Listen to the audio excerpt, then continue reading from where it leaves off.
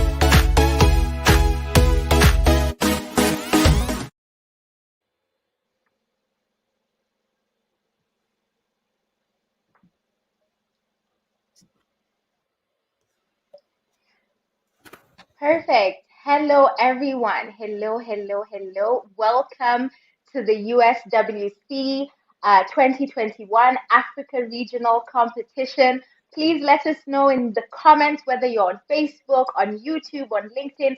Please let us know where you're tuning in from. We're very excited to have you all.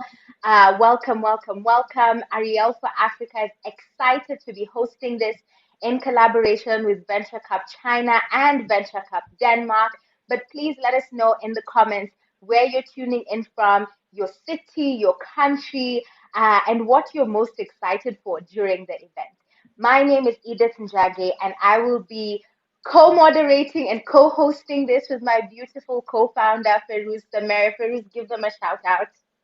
Hi everyone. This is super exciting. Thank you, E. We're so excited. Like I'm like so excited. Like I don't even have words. We've been like working so hard towards this day. It's finally here. And yeah, cannot wait. We cannot wait to get started. To just meet our amazing founders, see them pitch, and get started with all the fun stuff that we have ready as well. So yeah. Exactly, exactly. So Arielle for Africa, if you do not know, is a social enterprise with a big heart for young people. We work with entrepreneurs in 5 African countries, in Kenya, Uganda, Ghana, Nigeria, and South Africa. And we are very, very honored to be hosting this. We also work with corporate leaders in financial literacy, connecting entrepreneurs to funding sources and fun events like these and fun, exciting collaborations just to ensure that entrepreneurs are part of an exciting and beautiful ecosystem. Ferouz Samer and I co-founded this company in 2018, and it has been such a beautiful journey of growth ever since. So, I would like to invite our partners for this event, Venture Cup China. All the way from China, I would like to introduce Jane. Hi, Jane, who is the executive director of Venture Cup China. Take it away, Jane. Say hello to the audience. Hello. Hello everyone online. Hello Edith. Hello Farouz. Hey Hi. guys, good morning and good afternoon. So, like you just said, we are so excited since we have been working so hard to making this great event. So, firstly, I would like to thank you for Edith and Farouz for this very energetic opening. Uh, and also thank you for everyone who taking from your Saturday time to join us online here. So, firstly, my name is Jane Wu. I'm the Executive Director for Venture Cup in China, and I have my event team today with me here. If you move a little bit, you would see. Hi, everyone. So, I would like to first give a quick introduction of USWC. So it is an international initiative which started from Denmark in 2015. So the purpose is to group the university students, the entrepreneurs, and also the faculties, as well as the around world global entrepreneurs together. And in the first 5 years, the USWC has been hosted the global final all on the Copenhagen, the headquarters of Denmark, no, capital city of Denmark. But we were starting to promote USWC in about 2017 in China, so as to promote the international entrepreneurship as well as bringing more startups together. And in last year, in 2020, we finally bring the global final into China for the very first time. And this year, we're going to be the host for the global final in China again. This is also how we start to make a lot of new friends and partners around the world because USWC is a common platform for everybody in any corner of the world. So, and in the meanwhile, I would also briefly introduce Venture Cup China as well. As you know that we are located in Shanghai, and we do particularly have a strong interest and motivation to bring, let's say, extra knowledge or insight about the China market, about the China knowledge to all the friends with us today, and also all the startups who is going to pitch later on. And we hope through our work, throughout the fun events, we would also provide you some practical support when you want to know more about China, when you want to know where to start your business. We do have a very wonderful landing package for you. It's free for our startup participants. We also having that available in our incubator in China. So I hope that's going to be a very exciting new opportunity for you guys too. So yeah, I think that's more or less of our self-introduction. And I wanted to say, to be the co-host, we're so proud to see today we have actually started from 5 countries in Africa. And our judges and speakers are from another additional 8 countries. So we have people from 13 countries who is speaking. And I think we probably have more from other countries who are listening and joining us live stream too. So I think we made it international. So it is, we should be very proud of our work. It's a great teamwork. So yeah, and the very last few words, I have to admit, through our preparation work this time, we do see the amazing growth entrepreneur communities in Africa. I think it is amazing to see that they are already riding the trend of science, technology, innovation, as well as globalization. So I sincerely hope that USWC could connect you with more people with similar mindsets around the world, as well as to bring you more business connection in the foreign market, wherever you want to go. Uh, so thank you for this opening opportunity, and I'm very much looking forward to all the pictures down the road. Thank you. Thank you so much, Jane. Thank you so much. That was beautiful. That was beautiful. And again, thank you everyone who's joining in from Facebook, from YouTube, from LinkedIn, and for all of your beautiful, beautiful comments. You know, Viva Africa. Yes, we love to see it. People tuning in from Nairobi, people tuning in from China, people tuning in from all over the world. Welcome, welcome, welcome. Keep letting us know in the comments where you're listening in from. We want to see it. We're here for it. And now Firuz, we're going to be introducing our opening speakers. Super Yes, excited. our opening speakers. Are they ready? I believe so. I believe they are. I think we can just give a brief description of both of them. So I will introduce Morten, and then you can introduce Just. So everyone, we have two amazing opening speakers. First up will be Morten. He is the founder, right, of all of this, of Venture Cup Denmark, which is absolutely mind blowing. He is tuning in from Denmark. Absolutely phenomenal, mind blowing, amazing person who has really made a lot of impact through this event, which again, Jane said, has been happening for 7 years now. So, welcome, welcome, welcome, Morten. Welcome to the event. Let's have him pulled up. There we From the go. rolls. Here we go. Hello. Round of Thank you applause. very Hi, much. Morten. I'm very happy to be here, and thank you for the very, very kind introduction, Edith. Much appreciated. Very nice to meet Welcome, you. Morten. Thank you. Very good to meet you, Rose. It's a lovely to meet you too, and it's so lovely to have you here as well. So our next amazing speaker is Just Momo Ibe. She is an amazing, phenomenal woman that's doing a tremendous job back in Nigeria.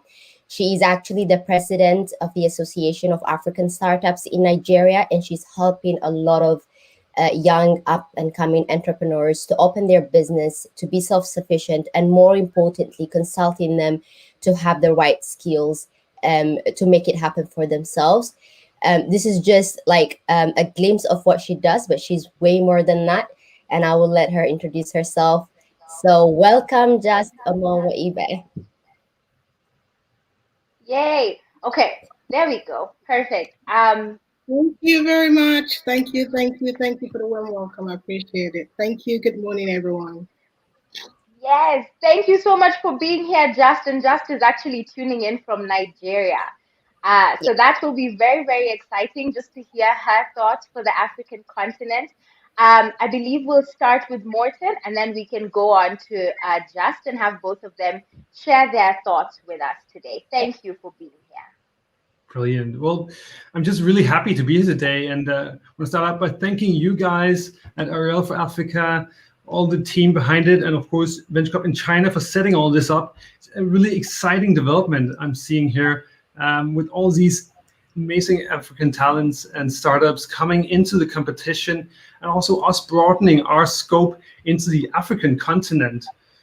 As Jane explained, the World Cup was established here in Copenhagen 7 years ago, based on the Venture Cup Denmark concept.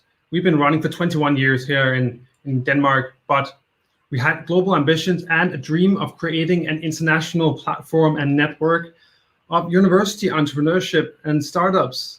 So that's what we're building, and I'm really happy to see that it's progressing so greatly. We've seen some amazing teams from all over the world, and we've also added a lot of great country partners with us throughout the years. And today we have a great network of country partners that gives us reach within almost all corners of the world. And I'm very happy to see that now we have a strong local country partner in Africa that reaches out to multiple African countries. Also, we've seen the establishment of Venture Cup China since 2017, and they have just blossomed. And I think joining the Venture Cup and joining the University Startup World Cup network is really an opportunity also to share knowledge between similar organizations around the world, learn from each other, and develop locally so we can share knowledge, share best practice, and grow regionally to live better together globally. So it's been an amazing journey with Venture Cup China, and I'm really happy to see that we're able to have the University Startup World Cup finals with them again this year in China. And I'm very much looking forward also to seeing today all the talents, the startups pitch so we can see the amazing talent coming out of Africa.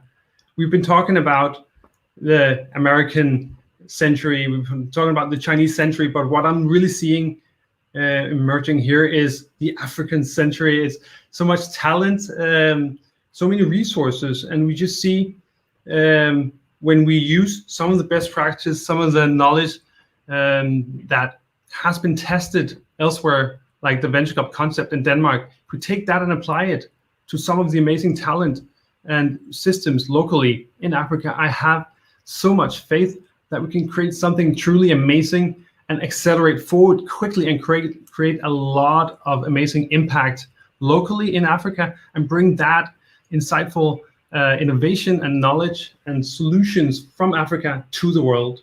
And as Jane explained, the network that we're creating here is both an amazing opportunity for the entrepreneurs themselves to go meet their peers, get inspired, find co-founders, and get investments and local market opportunity, but it's also an opportunity for the local country partners to meet other organizations and learn from them. So that was the dream that we had with this concept of building international network, bringing people together and really lifting this global entrepreneurship agenda and creating more impact together. So I just want to thank all of you guys for helping out, for being part of it, and really driving innovation forward and sharing your knowledge locally and working together to create more impact together. I'm very excited to see today's pitches and meet the African entrepreneurs. And I hope that you really have a great experience participating today and also onwards in the University Startup World Cup that we have this year for you. So thank you all for having me here today. I'm very excited to follow today's event. Best of luck. Great to meet you all.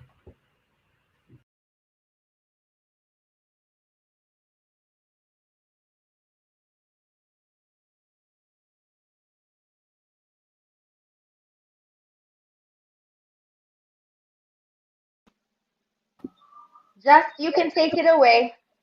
Okay, great. So is this I should take my class now, right? My fantastic. Okay. Good morning, everyone. Thank you so much, Arielle for Africa and Venture Cup China for putting this together. My heart is thrilled to see that the Venture Cup group or the Venture Cup initiative is extending into partnership with Africa.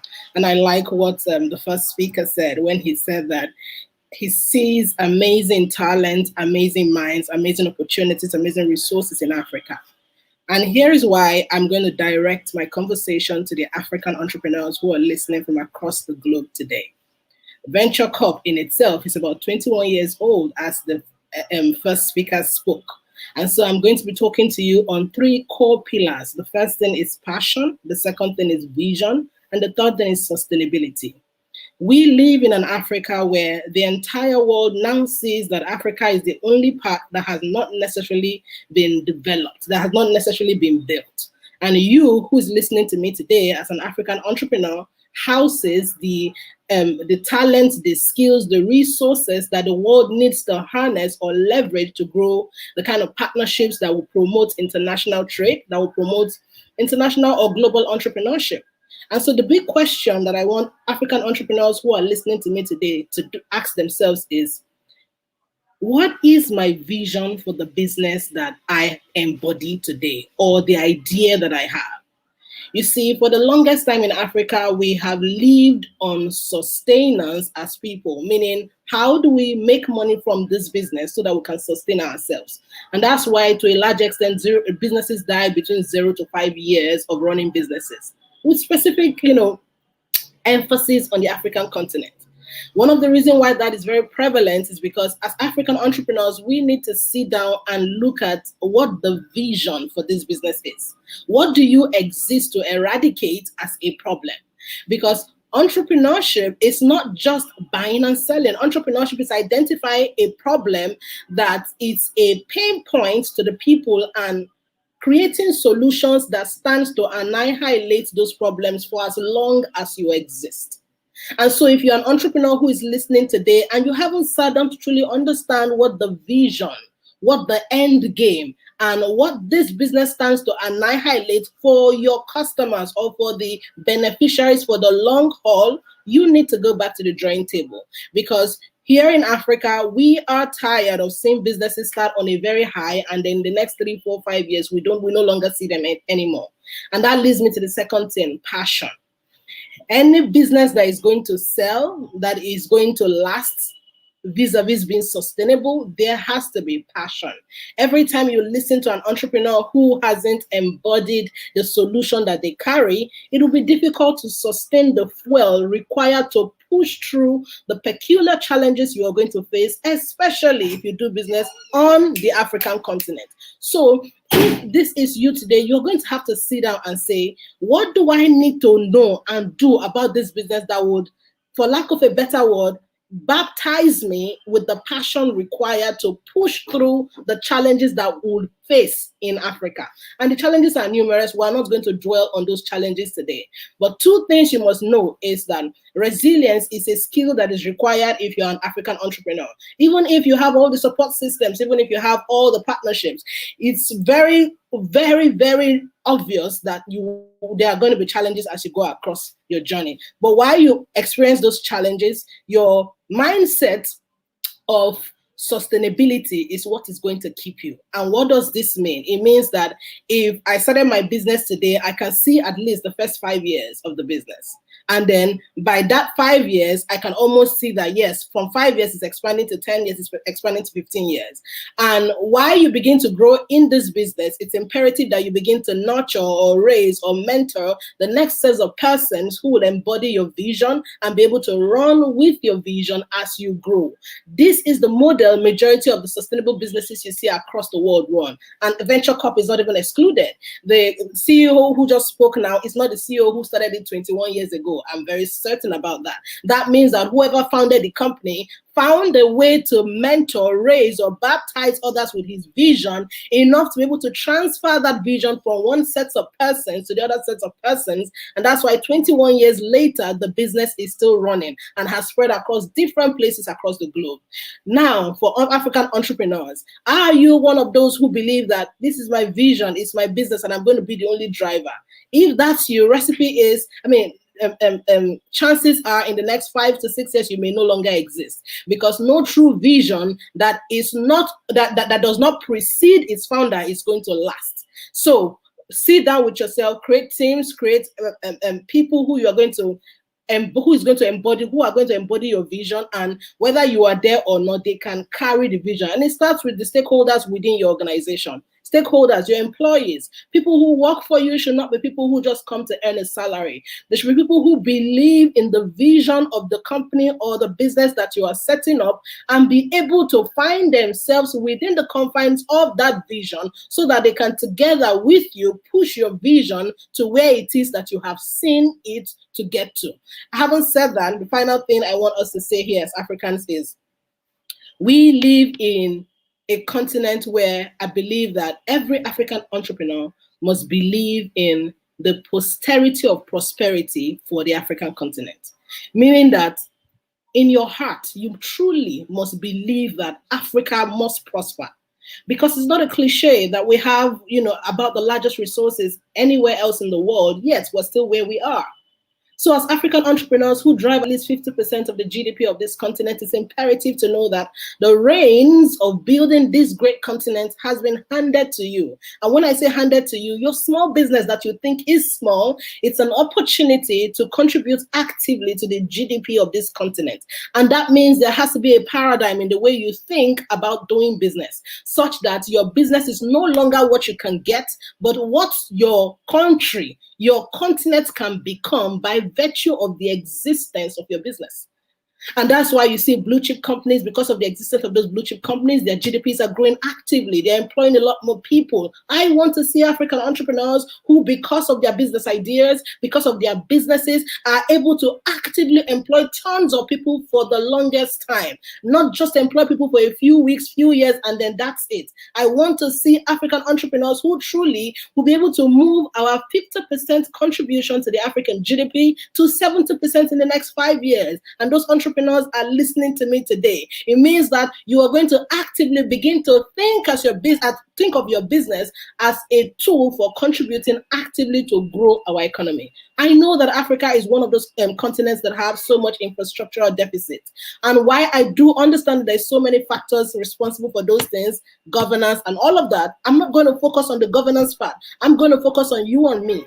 The infrastructures we require to thrive as African entrepreneurs, we need it much more than anybody. And so it's imperative that we begin to think about how we can rally troops together and begin to build the infrastructures we want to see. We are the continent, we are the generation of African entrepreneurs that will no longer leave the bulk of the work for the government. We are going to partner with the government, with the leadership, to be able to build the infrastructures we want to see. Because ultimately, when those infrastructures are built, your business thrives better. The people you want to serve are happier, and the continent eventually grows. So move from what you want to get today to whatever I get today is a tool for me to expand that business into what is going to employ thousands of people in my country or in my continent, and what is going to actively contribute its quota to national growth and development. And once 1,000 of us begin to do that across the African continent, in the next 10 years, Africa is going to be competing head to head with global superpowers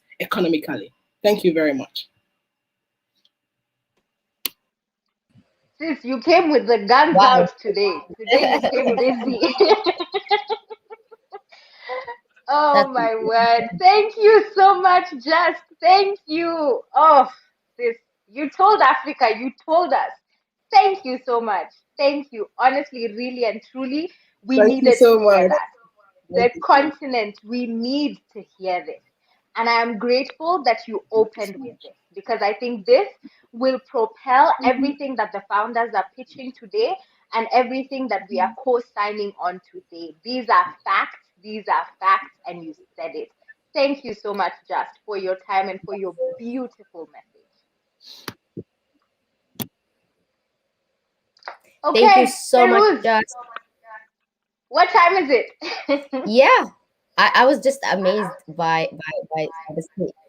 It was wonderful. It was inspiring, and I think that's the reality we need to be made aware of to be able to move forward. So I think the next stage right now is to basically do that, to showcase to the whole world, to make it public, our partnership with Venture Cup China. We have a video that is recorded for us and for the entire audience to actually witness it, and we'll be showing it to you. But before that, I'd like to talk about what all this partnership is about and what it's going to do for the African entrepreneurs. So this partnership came along with the idea and with the dream to support African founders that have amazing ideas, yet they do not know how to access new market as big as China. And so it's to give them that platform, to create that ecosystem for them to access new resources, to access funding, to create more partnership that can help them scale their business and take it to the next level. So this partnership, Arielle for Africa, as well as Venture Cup China, has joined forces in order to be able to create this platform for African entrepreneurs from wherever country they are. It does not matter, Kenya, South Africa, Tanzania, whichever country in Africa you are, you have the safe environment, this ecosystem that's ready for you to come in, to pitch your idea, to create awareness of your own business, and to finally get access to the resources and to the funding and to the partnership that you would like to. So this is the aim and the goal and the purpose of this very partnership, and we're so happy to announce it. For us as a company, it's a big milestone because our dream and our vision, it's actually to kill unemployment in Africa using the weapon of entrepreneurship. And we can do this if you guys know that you have this opportunity right now at hand. If all the entrepreneurs are made aware of this opportunity, of this partnership that's at hand right now, make use of it, take advantage of it, and go out and expand your business by entering new markets, which then you're able, this way you're able to help yourself, the community around you, and your entire continent. So yeah, I think we're ready to show the video. Let's go ahead and play it.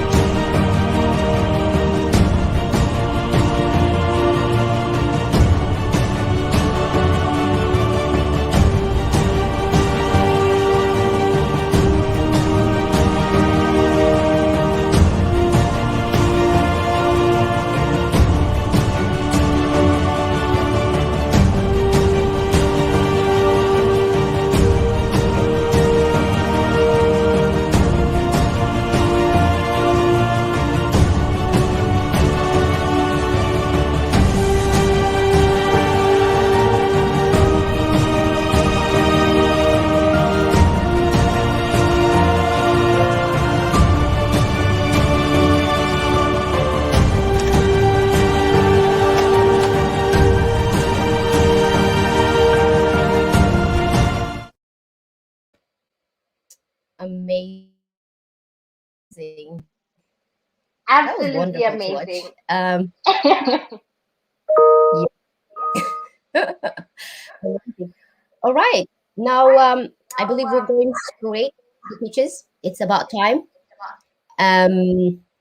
So if we have our founders ready, it's game time. Yes, it is. Yes, it is. I think we'll pull up the judges just to say hello to them. I know that they are, some are here, some are joining. So let me just add all of our lovely judges just so the audience knows who they are. Hi, welcome, Martin, welcome, Temilade. We've been sharing them on our social media. Martin is actually tuning in from Shanghai. Absolutely phenomenal and massive achievements, Martin, I have to say. A lot of great work, a lot of respect for you. And Temilade Denton, who really has been in contact with us, tuning in from West Africa, right, representing Alithea Capital. She does a lot in the ESG space for Alithea, and honestly, such an honor to have such a powerful and impactful woman sitting on today's panel. So thank you so much. I believe, yeah, we have two. Oh, here we go. We have Jane as well. So Jane is also here, and she will be joining the judges panel as well. Executive Director for Venture Cup China, and we're very excited about that. And our final judge, Temi Dayo, from Bayi Capital and Bayi Foundation, will also be joining as one of the judges. Thank you so much, judges, for being here. So much. We're about to pull up the founders, but thank you so much for being here. We just wanted to appreciate you. Before you start grilling the founders, we just wanted to say thank you just for being present and for being here, and we genuinely appreciate you. So thank you so much. I think, Ferouz, you can announce the first uh, panel, the first founder, sorry, the first founder. Yeah. Can you hear me? I think I've been lost. Samuel Wafula, I think, is the very first entrepreneur to pitch. We've heard his pitch. It's a great idea. It's an amazing business idea. Samuel, tell us a little bit about yourself, and then we're going straight to your pitch. Hello, very good morning, good afternoon to, and good evening to everyone all over the world. My name is Wafula Samuel, and I'm the co-founder of Alive 365 and currently the CEO. And maybe on top of that, I am a graduate at Kenyatta University here in Kenya, Nairobi.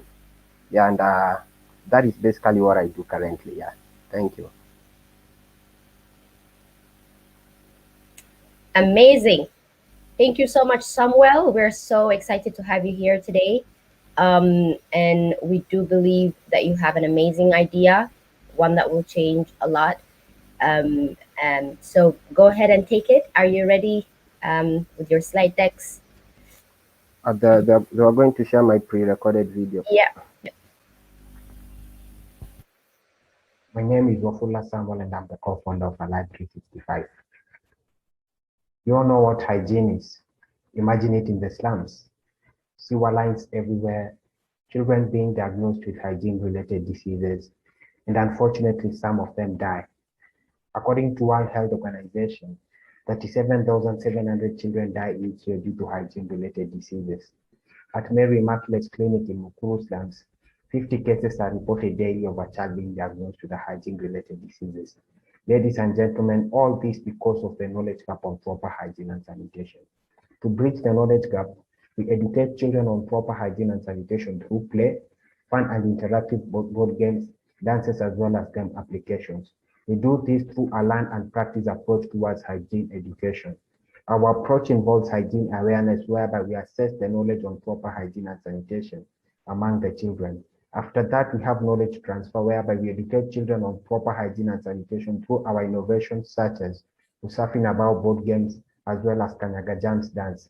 And finally, they implement the gain knowledge on proper hygiene and sanitation. Our approach is unique because it uses the psychological aspect of reinforcement, whereby the positive hygiene practices are rewarded and negative hygiene practices are punished. Moreover, it ensures easy learning, whereby we use infographical messages on proper hygiene and sanitation for children to learn easily.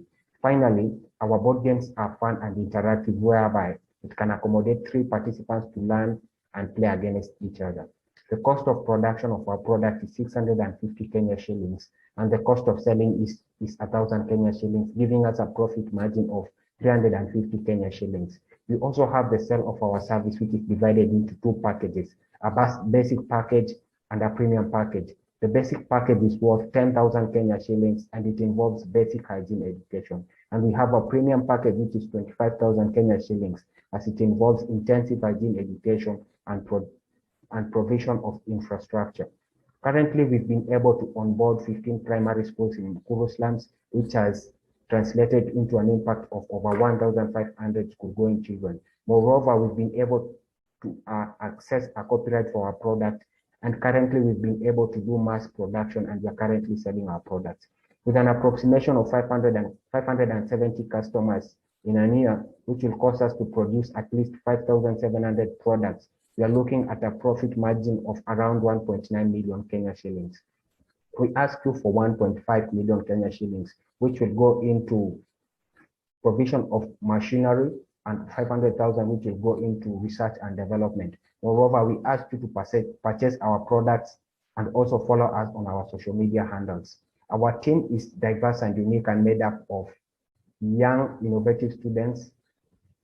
Number one being Wendy Ondigo, who is in charge of the product development. Myself, who is the CEO and in charge of strategy. We have Simon Josiah, an engineer, who is in charge of the technical management of the company. We have Victor Cairo, who is in charge of the health impact analysis, and we have Lea Mikale, who is in charge of digital marketing and communication. Moreover, we are not doing this alone. We have partners such as Making More Health, Mukuru Angaza Film Academy, and Kenyatta University, which is sponsoring us. Ladies and gentlemen, if it is not today, it's now. Join me hands to impact the lives of these children, one child at a time. Thank you.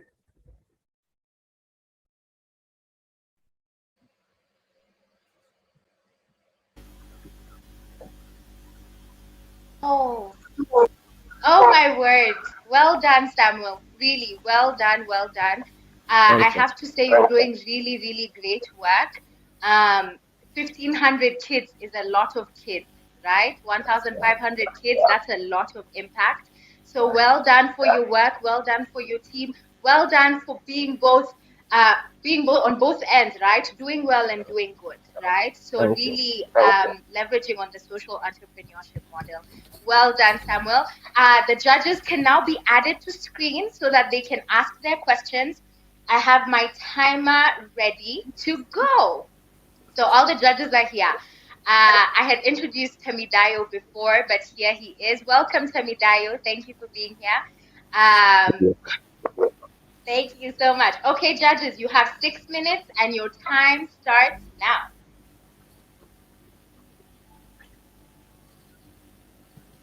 Maybe I can ask the first question. First of all, some great pitch, and I want to echo what Edith just said. I mean, great purpose and everything.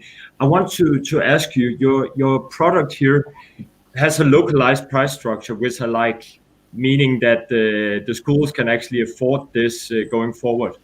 But what about, have you thought about reaching out to some of the foundations to see if you can scale what you're doing and get more investment into what you're doing?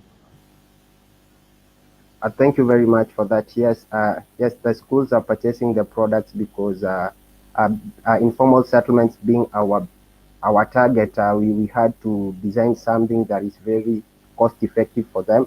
And yes, it is true. We've been trying to approach NGOs and CBOs and other big organizations to come on board and purchase our products at a big scale. So currently, we've had Making More Health. It's an organization in Germany, but it supports some of the CBOs here in Kenya. So currently, they purchased a big number of board games that we were able to deliver to some of the schools in the informal settlements, which are unable to purchase. I'll go. Hi, Samuel. Big bravo on this effort, massive effort, and very important problem that you're trying to solve. So my question, or my first question here is, how are you able to tie your solution, and by tie, I mean trace, track, and measure the effectiveness of your solution to the problem? So here are these games that supposedly educate children on hygiene and on waste collection and better ways of living, but how are you able to measure the effectiveness of that as they play the games? Thank you very much for that. As we work with primary schools during our process, or rather during our program, during the process we formulate hygiene clubs, whereby we select a teacher who is in charge of the hygiene clubs. And as we produce our board games, or as we give our board games, it normally comes with a diary, or a booklet whereby we give the teacher in charge of it, whereby the teacher will be able to fill in some data in relation to the questions that we'll be asking. For example, some of the questions we'll be asking is, did the number of schools, at what percentage did the number of attendance increase, or did it decrease? And also some of the questions we'd ask is, are children practicing whatever they've learned? So we'd have a yes or a no or a percentage for the same. Yeah, and also in relation to that, we've partnered with some of the medical clinic in informal settlements such as Mukuru. It's called Access Afia, whereby they're able to give us data in relation to the number of children coming in due to hygiene-related diseases. And when we started our project, is the number increasing or is the number reducing? Yeah, so that are the two key measures that we use to measure impact. Kudos to you, Samuel. Can you hear me all right? Yeah. It's a fantastic idea that you've been doing, and I'll tell you, it's Africa for Africa, right? We have to take it ourselves and educate ourselves from the ground up. My questions that I would say it's on a two-part segment. Your program, your particular product itself, talks about educating children about hygiene, and I like the mentality of starting from there. Starting from the educational aspect of it. Have you thought about sitting down with your local council to figure out this could be a potential curriculum where you could scale that at that little margin with the university, or whether your local primary schools within the region where you operate, by partnering or collaborating with, and I believe Arielle would be glad to connect you with one if there is none, and myself would be glad to do that as well, to your local council members, where this could become a curriculum, and that could be an avenue of scale, where it's an organic scale. It's not, where it becomes a curriculum for all students within that locality, and it becomes a B2B model for you, where the council members of the states would be the ones purchasing your product while you scale it within that, within that channel. Then you start thinking about digital, students that are not within your location or are in somewhere part of Africa or somewhere else that have access. And this could be some play where I believe Timolade will be glad to share within the Nigerian market on a tech base, and it could be, hygiene is not just limited to Kenya. Tanzania, Uganda, and the rest of Africa could do that. So that's what we in quick wins and quick scale and getting that attention will be getting the government involved at the local level. To do that will be what I asked for. Yeah, thank you very much. Basically, the vision of our company is to change the system or the method of hygiene education offered in Kenya and Africa as a wide. So currently, we've been thinking towards creating a curriculum. As I mentioned, we currently have 2 innovations in relation to offering hygiene education. That is the Usafin about board games, and also we have a dance for the same. So currently, we've been trying to approach the Ministry of Education here in Kenya as in charge of controlling the system of education in Kenya. So it has not been easy, but we are trying to penetrate there. But we are looking into partnering with them in the aspect whereby we would have an IP that they purchase for, and maybe our innovations could be used in the curriculum system, in the system of curriculum that is being used. Because we have a system of education coming on board, and it's called digital literacy. Yeah, Thank so you, that Samuel. Thank you. Your time is up. But thank you for an absolutely amazing pitch. Thank you, judges, for those great questions. We are hammering on the time. So thank you so much, Samuel. Thank you so much, judges. We can move on to the next founder. Coming up next, we have Nombuso Sandawana from South Africa, and she is the founder of Noch Eyewear. So Nombuso, we are very excited to have you here. I know she'll be on screen shortly. And Nombuso is an absolute star. Personally, I need her product. Let me just start by saying that. Anyone here on screen who's wearing glasses, we must all be her first customers. So yeah, I think we can pull down the judges and have Nombuso come on. Hopefully she's ready. I know she will be sharing her pitch live, I believe. Nombuso. Hey, how's it going? So good to see you. Good to see you too. I'm going to be sharing recorded pitch. Okay, perfect. So pre-recorded pitch, cue. I'm Nombuso Sandawana, and I'm the CEO and founder of Noch Eyewear. We are a new age optical frames maker. We're here to disrupt the eyewear industry. One of our fundamental values at Noch is care, and how we demonstrate that is through the creation of premium quality, aesthetically pleasing optical frames that can portray affluence for all social classes at an affordable price point. We've identified 3 problems. Ubiquity being the first one. 69% of adult population in the world wear glasses or need eye correction. Price sensitivity is also quite a critical problem. Premium quality is pricey. Customers want to look good, but don't want to spend the amount of money, or rather meet the price point that exists within the market today. The third thing is around convenience. Bricks and mortar models can be enhanced through alternative shopping channels. So we have a web-based optometry solution. You're able to log onto the Noch website. There's a variety of optical frames to choose from. Once you've chosen a frame, you can virtually try it on. If you're happy on that one and you're keen to purchase, you're then prompted to upload your eye script. We will take care of the lens work. Then you're able to then successfully complete that transaction. We're aware that the world is moving towards an online ecosystem, but there still is an available commercial opportunity for us to go for within the bricks and mortar space. On the bottom right of the slide, you'll see some of our biggest optometry stores in South Africa, not only limited to South Africa, but the strategy over here is a consignment model where these partners will then be able to drive sales and also build brand awareness for us. The market size today is sitting at 147 billion. The serviceable available market today is sitting at 110 billion, and NOH is gunning for 5% of the available market, yielding 5.5 billion.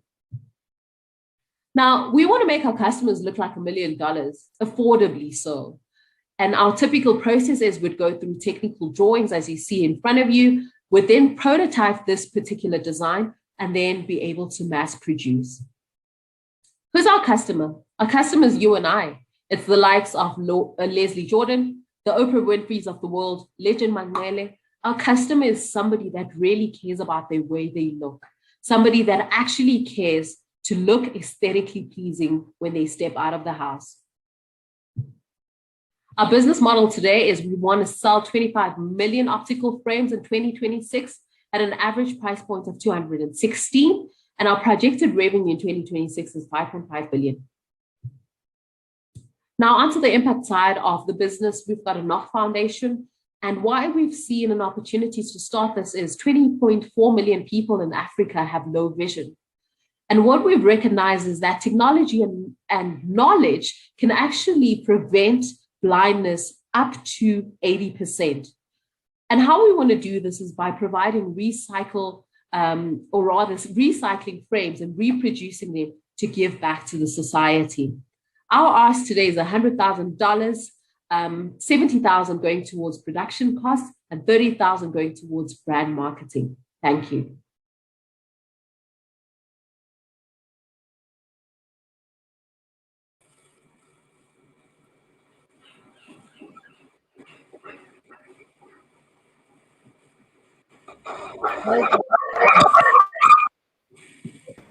Well done, Nombuso.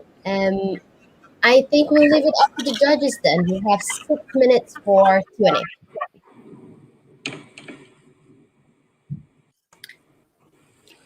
Wow. Good job, on both sides. Let me, first of all, this is a very, very, very, very broad market.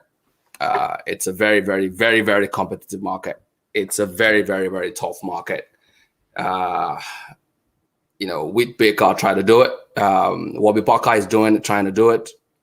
It's a tough market to penetrate. I know a few companies that are competing with you in the market in the same recyclable space, also run by some fantastic ladies. The question is, we've gone beyond the days of influencers. I don't think influencers really push the market very well.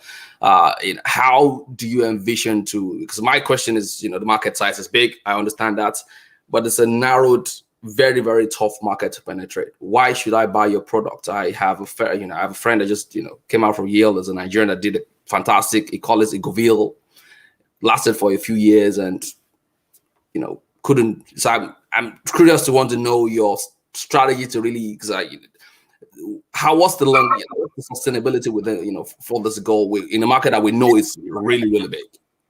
Right. And thank you for that question, Temidayo. So one of the critical, and this goes back to the problem that we've identified within the market, is that customers really care about the way they look, right? So a customer would want typically a Tom Ford. However, that averages at about $600. And for them to access that particular affluent looking frame in a global world where there is declining disposable income, that customer is then relegated to choosing a brand that does not necessarily take into account premium quality. And that's exactly what we're trying to solve for. So what we've identified within the manufacturing process of eyewear is that it actually doesn't take that much input to make a good pair of frames. However, what we're finding is that there is an upselling, an incremental margin that has been put onto optical frames today. And we want to solve for that because the reality is that the disposable income of consumers today has declined drastically. So these are the two things we're solving for and why you should buy a pair of NOH eyewear. Firstly, the innovation as well as the design thinking around our design is far reaches or rather is much better than what is available within the lower end today. Second thing is also really around the price point. We want to give you the likes of the affluent brands. However, we want you to pay half the price of that. And that's why you should go for a Noch pair of frames. Lumbosa, can I ask you, thank you first of all for a very good run through your business model and everything. I want to ask you a little bit about your supply chain, because if you're recycling frames, and there's no doubt that a lot of the different businesses that we see has a circular economy thinking. So I just want to sort of understand the supply chain. Where do you get the frames from? Who's delivering into you, and how do you get it out there to the customers? It helps to unmute myself. And thanks for that question. So the supply chain today, our producer or our manufacturer sits out of Italy. Those frames are then delivered to South Africa. We then have formulated partnerships with the optometry stores in South Africa. We are launching in November, and we will have shelf space within those optometry stores. So nationwide in South Africa, we're looking at about 1,600 optometry stores, which potential bricks and mortar stores for us to push sales. So that answers the second part of your question. But lastly, from a recycle point of view, that speaks to the Noch Foundation, right? Going back to the disposable income, going back to the fact that, about 20.4 million people in Africa have low vision, right? And the educational piece around eye care in Africa is quite low today. Also, the affordability for frames is also quite low. And how we want to incentivize our customers is, if you have a pair of Noch frames today, and in the next 18 months, you come back, you give us back the frames that you've acquired from us. We'll take them through a recycling process. We'll give those away, but then we'll give you a cut, or rather a discount, on the new frames that you purchase. So you're purchasing a new frame, but you're also giving back for us to kind of give back to those that need frames in Africa. Very good. Temilade? Hi. Very interesting deck that you have, an interesting business, and kudos for getting it off the ground. So a few questions, or I'd like to understand the traction that you've gotten so far. And I'd like to understand also about how you plan on scaling your supply chain. So what you have described is that your product is manufactured in Italy.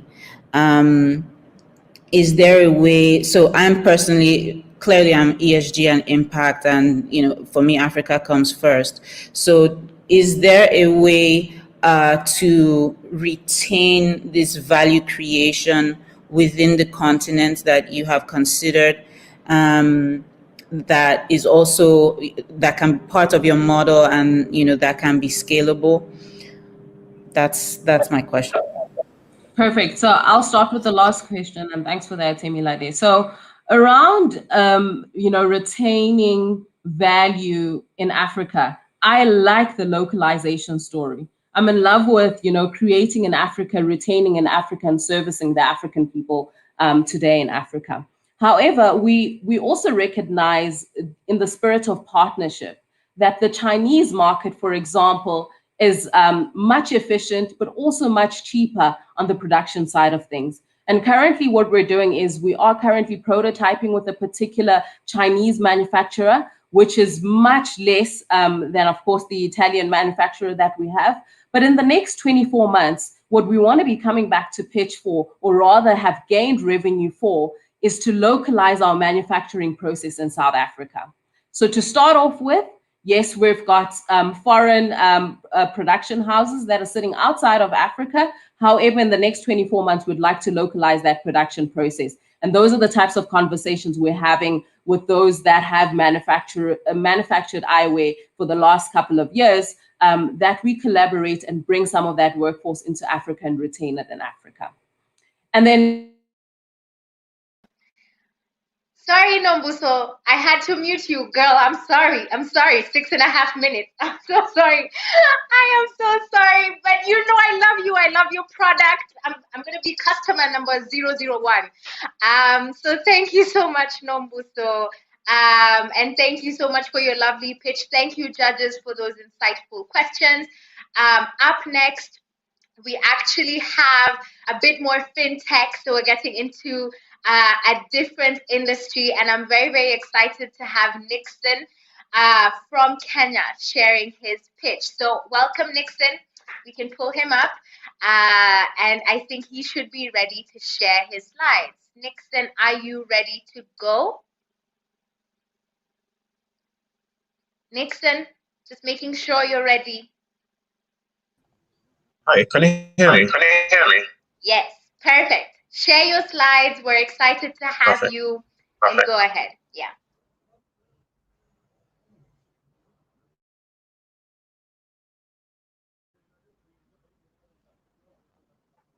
Okay, great.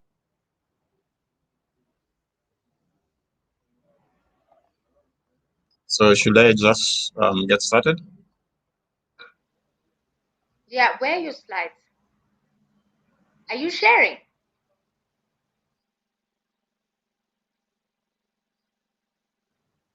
And then you have 4 minutes. So as soon as you're ready, let me know.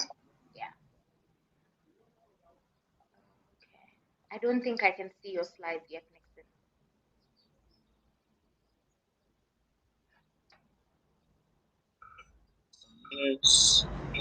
There we go.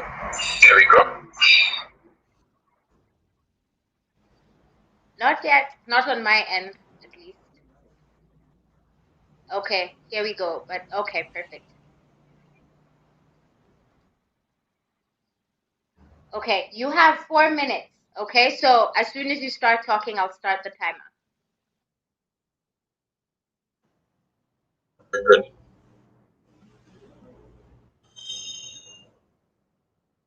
Okay, perfect. Yeah.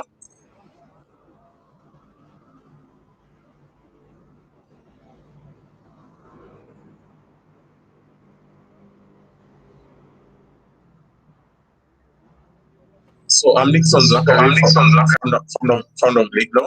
Liglo is a payment gateway that we created sometimes in 2019. So during this pandemic, we've seen quite a huge spike in the number of mobile wallets worldwide, where the number of transactions have gone up and people are actually embracing the fact that easy cash at hand, you're able to use it like in any other in any other way or in any other like your mode of payment. So the number of accounts have actually gone up, and this is what we've seen across the globe, and people are actually getting to understand how easy it is how easy it is to actually have control of how you deal on your day-to-day activities. So we've seen quite a huge spike in the impulse purchases. These we've seen in the supermarkets and everywhere. People are trying to also keep up with life. And you know what has really happened? People are also stressed in the fact that they are not able to pay back because easy access to cash, it has made them to go out of control. Now with COVID at hand, people need to start handling their money better, where we are still grappling with the required discipline, where guys have lost their jobs, businesses are closed, others have been auctioned as well. So we are going to bring this back to these people. If I narrow down to East Africa, for the last 3 years, we've seen 53 apps coming up and taking advantage of the huge appetite for easy cash at hand. And at that, which has resulted to entrapment of a continuous need for small loans. So the thing is, we are coming into play where the consumers are crying out loud for an easy and affordable way to manage their finances. So as Liglo, what we did is we've created a solution where it's a single mobile app where we integrate the businesses and users, where users are able to track their finances, track trends, tipping, splitting. And one of the key features that we have, we've looked for people who are virtually impaired users by giving them a voice activation. They just make a call, you're sorted. You're able to make to make a payment. So in short, Liglo is one of the solutions that's putting you in control of your finances. So looking at the competitors' landscape, we totally understand the people because it's a Kenyan product, it's an African product built for Africans. So we know our people, what the people want, what the people need. And at the same time, you might argue that we have M-Pesas, we have mobile banks already in the market, but all those are just our enablers. As you can see, we are able to give features that are actually not already in the market. So we appeal to the young adults in the mobile first generation and as well as SME. So we are looking at targeting 7% of the serviceable addressable market, which is equivalent to 2 million for the first 1 year. So we are going to be charging at least 1% of the transaction fee, and we are seeking to raise to 50,000 for 33% stake, which is going to be our 2-year runaway operation. So part of how we look at things, 63 goes to the team, 23 goes to the go-to-market strategies and execution, 14 goes to the support and API and licenses. This is the team that I have on board who are actually helping me to bring this into play. So part of our journey has been, we started off in 2019. Right now we are working on the go-to-market strategy, and we are looking at going to the Q4, going live on the Q4. So expanding from Kenya all the way to Africa, and as we are looking at the fastest growing GDPs in Africa.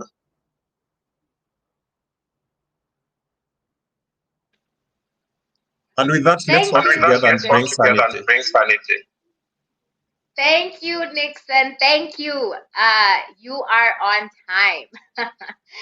So, judges, we can have the judges on the screen to grill Nixon. This one, you don't have to go easy on him. He can take the heat. So this one, you can grill him proper. But thank you so much, Nixon. Thank you, judges. Excited. Nixon, first of all, thank you for your pitch and for your innovative idea. Just one more time. Who are your paid? Who am I most?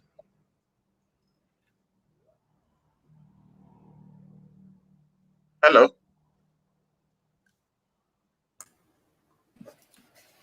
I didn't hear you. I have one announcement. Can everyone mute their mic when the other one is speaking, because there is an echoing going on? Okay, so when judges are asking, Nixon and everyone else, please mute the mic. Let me just ask you again, Nixon, thank you for your pitch. Sure. I want to ask you one more time. Who are your paid customer? So our paid customers are, I'll say you and me, where we use mobile money on a regular basis. We've seen the transition between people using cards to now people use money in your phone, and it's something that has cut across. So we are looking at any other person who's mobile ready and is active. It's not only doesn't matter if you're using a smartphone, even a feature phone comes on board and you're able to do so. It's generally everyone who transacts.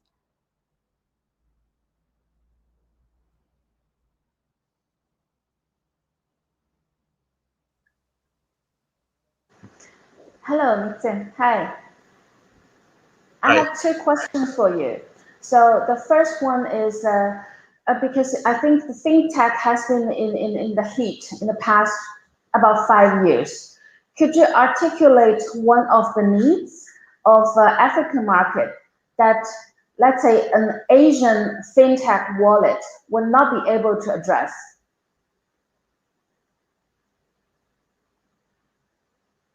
Okay.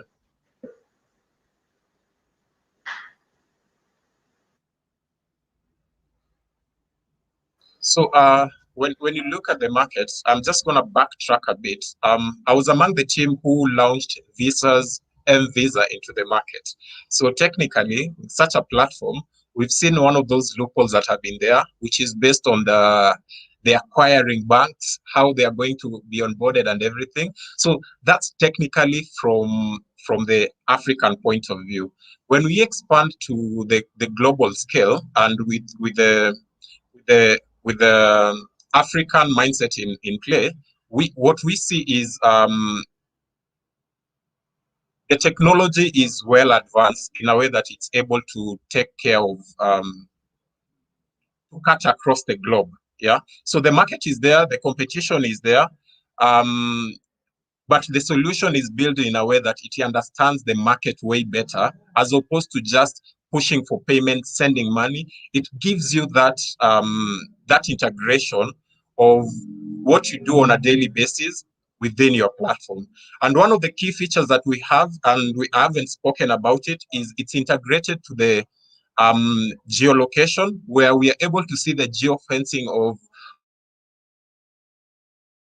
of specific users, where I do expect during lunch hour to see KFC trending within my app. So what that means is the competitors of KFC, they should put up some payments to actually have their product trending within the region. So it is created in a way that's very unique, where it also gives you better understanding on of your financials within the location that you're in. So it's something that's easily adaptable in any other market. And as we've done the piloting here in Kenya, we've seen the need and tweaked how we started and how we are right now. It's based on the product development that we've had, based on the feedback that we've gotten from the people. Okay, thank you. So my second question is, could you explain a little bit of your go-to-market strategy? Would you go through a 2C strategy, or you're going to go through a 2B, then 2C strategy? Thank you. Sorry, in terms of go-to-market strategy? Yeah, in terms of go-to-market strategy, would you go through a direct 2C customer strategy, or you're going to go through a 2B strategy in the initial stage? How would you define your initial strategy? Perfect. So what we've done is we're going to go with the B2C currently. Yeah, and technically because the infrastructure has already been set in the market, where I don't have to go and start training people. So the B2C is to give us the numbers and the transaction. And as you can look at it is, for example, we have one feature which says split bill. So by splitting bill, technically, we are not just pushing one person to make a transaction. Rather, that's a team of people who are actually going to split their bills. So that's more than 5 or 6 transactions. Currently, the number of people who are actually pushing their transaction is based on send money or receive money kind of thing. For us is we want people to start transacting. We want people to start ensuring that they're able to track their finances. So that way, we are not only pushing one transaction per user, but we are pushing volumes per entity. So what has happened is currently we have, for example, we have M-Pesa or we have Visa. What you do with our QR code, you can scan any other QR code because we've integrated the APIs to ensure that the people are able to transact. So already the other enablers have already set up the infrastructures for the B2B businesses. Thank you, Nixon. Thank you, judges, for those amazing, amazing questions, which I think have given us more clarity about his go-to-market and his idea as well, and the product/service. We're going to move on to the next founder. So thank you, judges. Thank you, Nixon. Well done. We're actually going all the way now to Ghislaine. And Ghislaine is here with...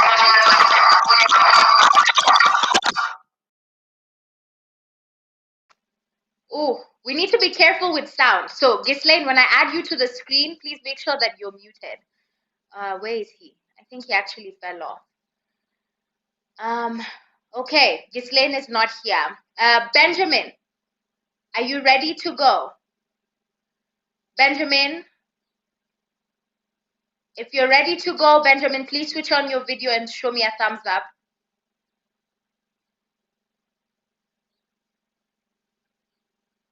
Okay, on to the next one. Elizabeth.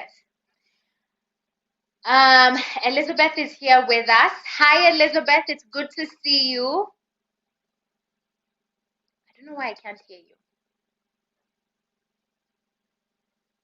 Elizabeth, I can't hear you. You might need to remove your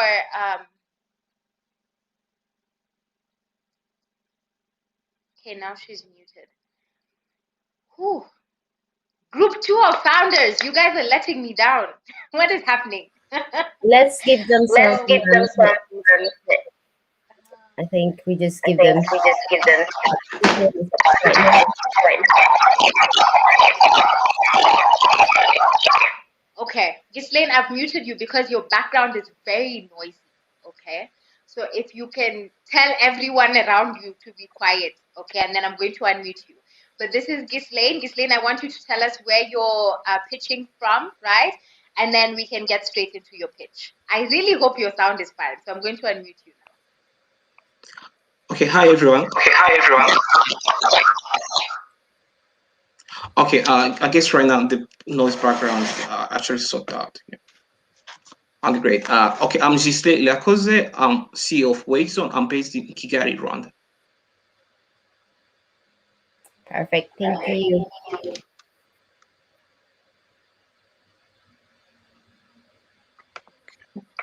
Are you pitching live? Okay, I'm sharing my screen.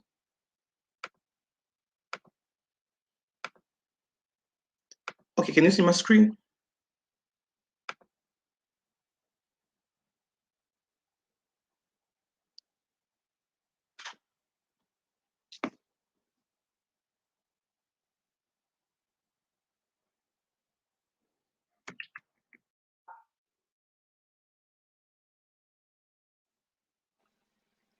As soon as you're ready, you can start. I'll just start the timer when you start.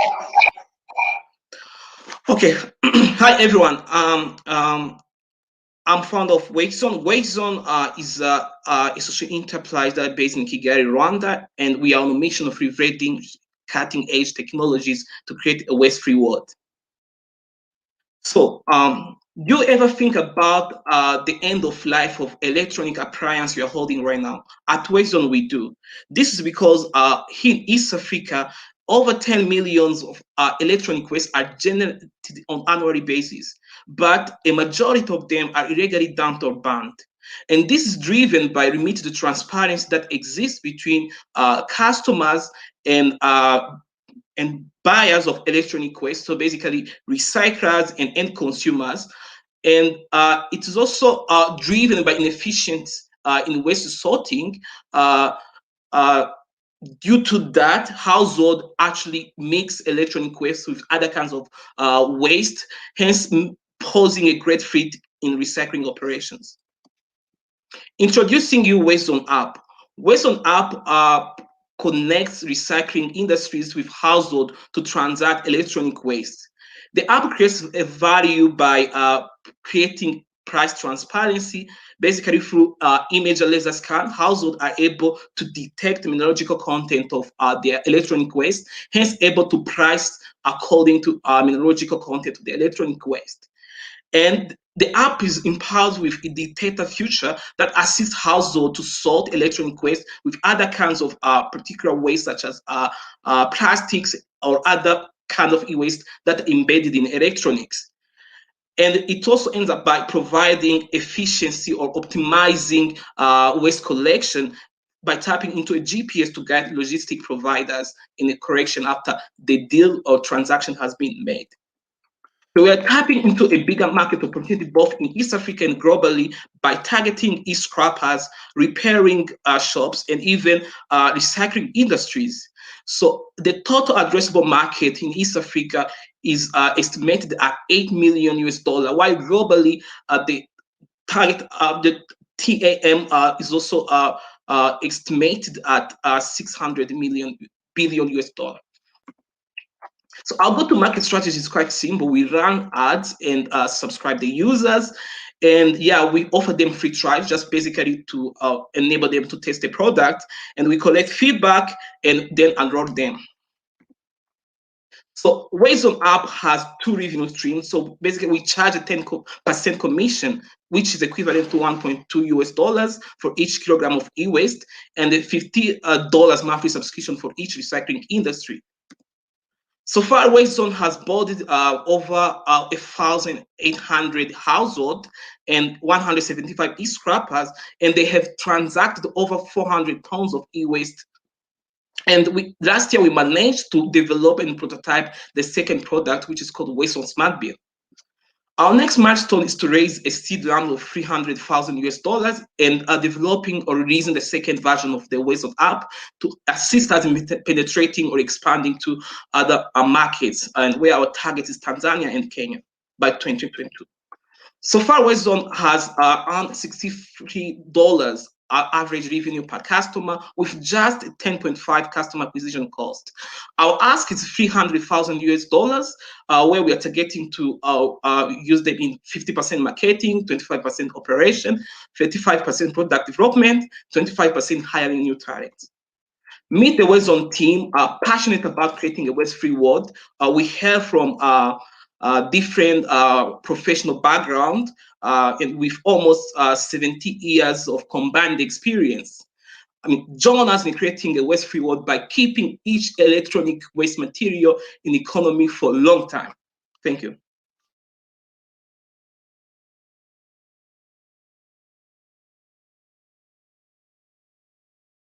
Much. Thank you so much, Ghislaine.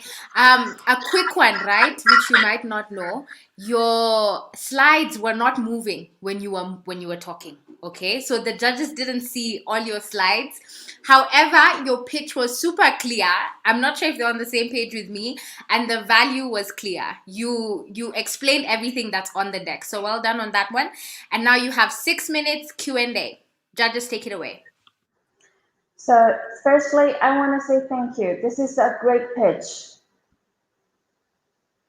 And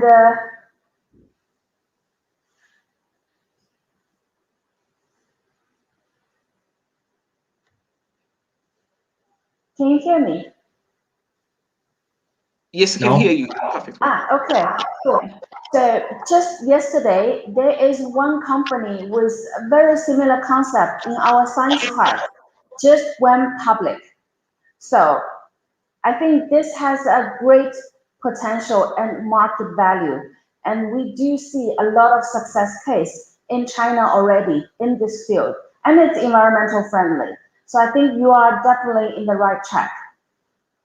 So I have one particular question for you, which is when you talk about e-waste, we are talking about at least tens of different items. Have you prioritized or standardized some of the categories, for instance, phone or TV or wash machines, or what have you thought about it? We have some waste product that tends to be in the biggest volume since we started operating in 2019. So mobile phones, laptops, and TVs are, I'll say, their main categories we prioritize right now, because we since we started in 2019, they have been almost the biggest e-waste streams that were transacted on the platform. Initially, when we were starting, we didn't have like a target or a specific electronic waste material, but we actually give it to the clients to see almost what kind of like waste streams that are dominating. And after 1 year, we actually prioritized based on the data we had. Yeah. But through image and laser scan that assist household in the detecting mineralogical content, I would say a material has actually economical value depending on mineralogical content it has. So yeah, even though we have priority, but we have seen some materials that tends to be more expensive. For instance, like copper-based materials, like materials that are rich in copper, are actually tend to be more expensive. Yeah. That's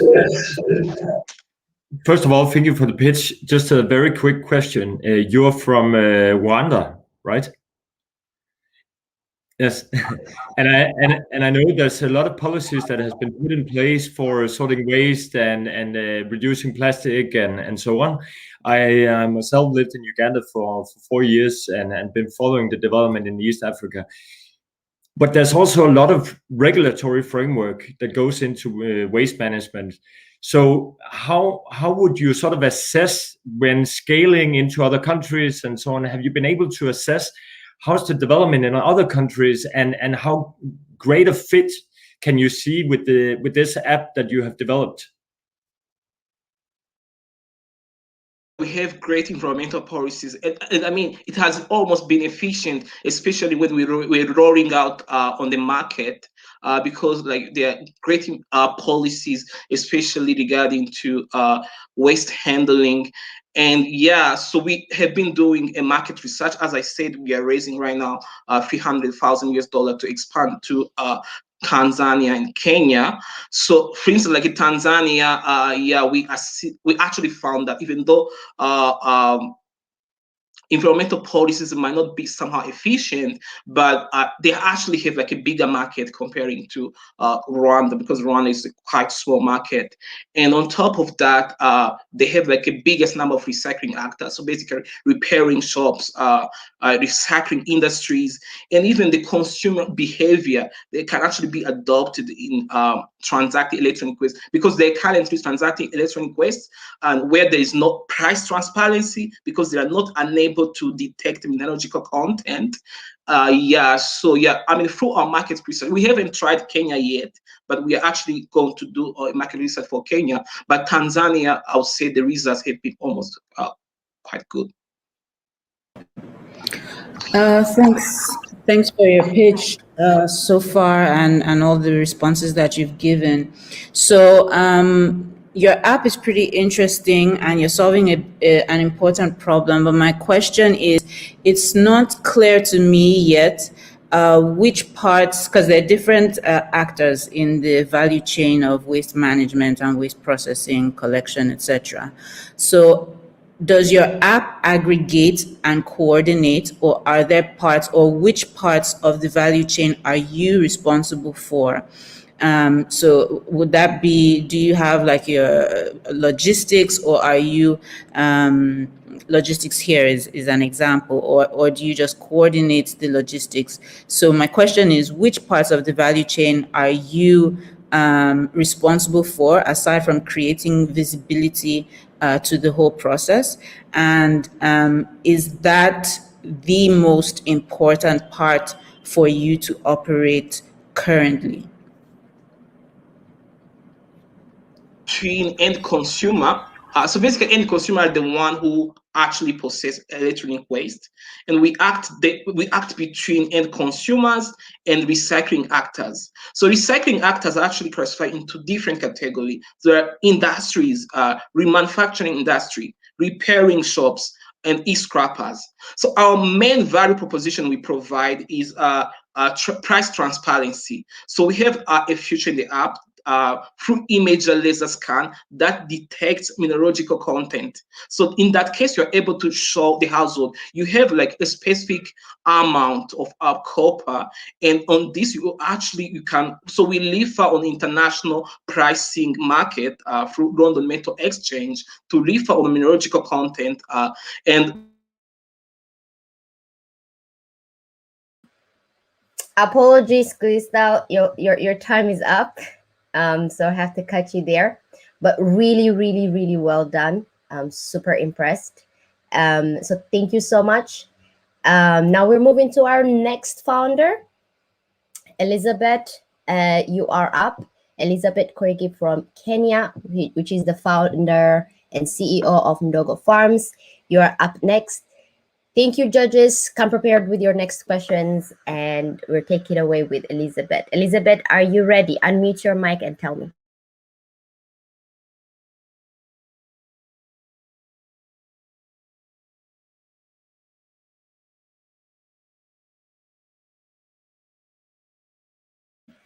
I can't hear you, unfortunately, Elizabeth. If you can take out.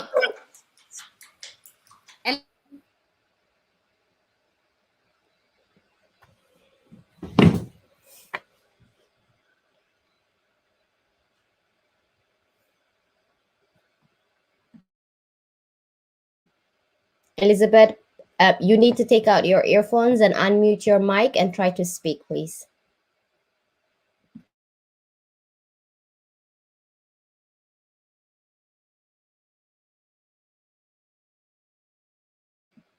Okay, we cannot hear you.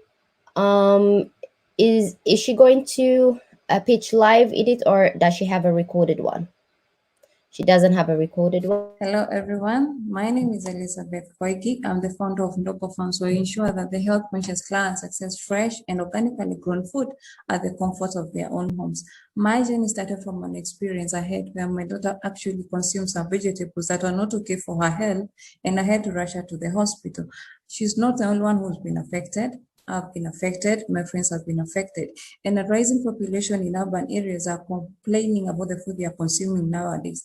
And this is because farmers have decided to increase the use of pesticides and inorganic fertilizers in order to cater for the rising demand of food in the urban areas caused by the rural-urban migration, which is estimated to be at 50% by the year 2030. And environmentally, this migration has caused a lot of carbon emissions in the urban areas. And in order to ensure that everyone has a healthy lifestyle and a healthy environment to live in, that's why we come in as Ndogo Farms, providing solutions that are going to help them health-wise and environmentally, where we ensure that the consumers are able to convert their small space into gardens where they can be able to access fresh and organic food from the comfort of their own homes. And we also educate them on how they're supposed to grow their own food organically and environmentally, ensuring that we're educating them on how they're supposed to compost their own organic waste into fertilizer, helping us in reducing carbon emissions in the urban areas. With a population of over 17.7 million people in Kenya,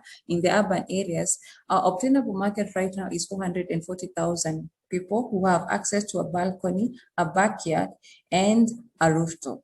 And our advantages right now is that we have a variety of gardening systems because we've realized that different spaces require different gardening systems, and we're able to maximize our client space to grow different types of plants within the minimum space that they may have.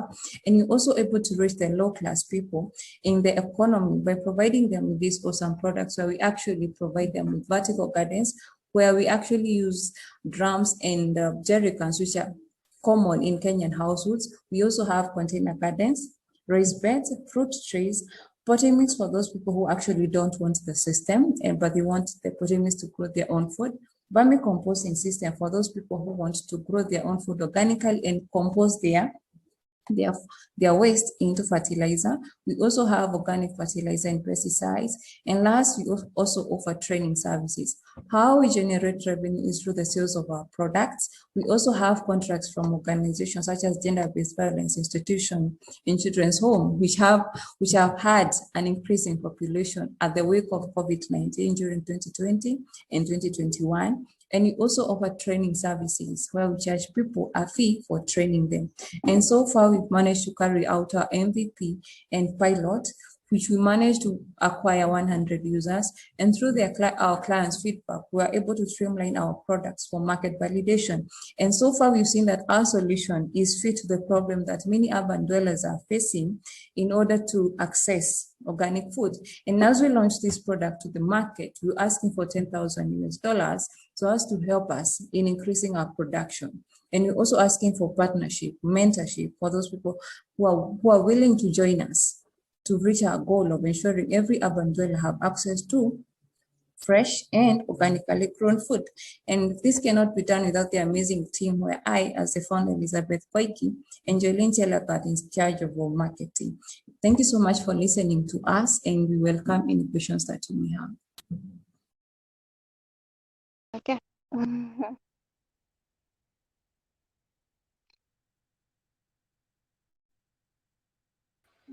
Thank you so much, Elizabeth. That was great. Thank you. Perfect. We can hear you now. That trick of going out worked. And there is no echoing as well. So amazing. So I'm gonna give you 6 minutes. Judge, take it away with your questions.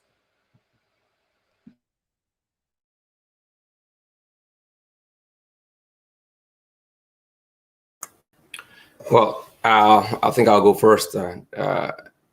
This is a very modern problem in regards to what we face in urban areas, and I think it's properly appropriate. The question for me is, how do you identify who will want to put a garden behind in their backyard? How do you identify your customers? And also, is this seasonal? Probably because I'm talking about from where most of the places I've lived in. There's a particular product that I've been advising in regards to gardens within your neighborhood. So they would identify the soil and what would grow there, and they would bring in a plant or a product that they would plant within your garden. So how do you identify, or you just have one generic product that you plant in every houses? No, what we do have is different systems, because we realize that different people require different systems for their gardening system. And for when we talk about urban areas, because there's a lot of pollution, we've decided to make our own potting mix, where people should use that potting mix instead of trying to say we have to do research for that area. But in case the area is not that polluted, we can research, we do the soil testing, and convert that area into garden. But we have different designs, because we realize that many people in Kenya require different systems, not only one.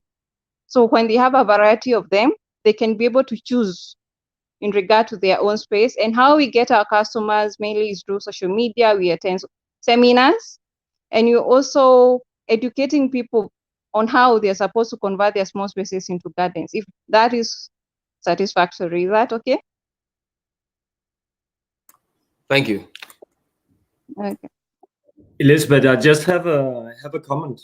First of all, I think the demographic development, what we see is that the major cities are going to be in Africa. Right now it's in Asia, but the demographic development is going to be Africa. So thank you for looking into how urban farming can be done. But just a word of advice or comment from my side is that develop the business model, because it's not quite clear to me how you're going to get money from this business idea. But thank you for a wonderful idea. Okay, thank you. Thank you so much. And I think how we charged at a fee. So in regard to either if one has a container, we convert it, we charge it.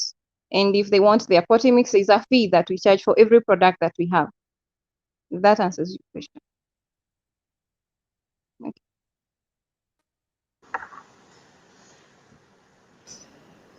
Hello, I have one echo on just Martin just said. I think this idea is definitely addressing a future issue that some of the city are already facing, some of the city are running into anyway.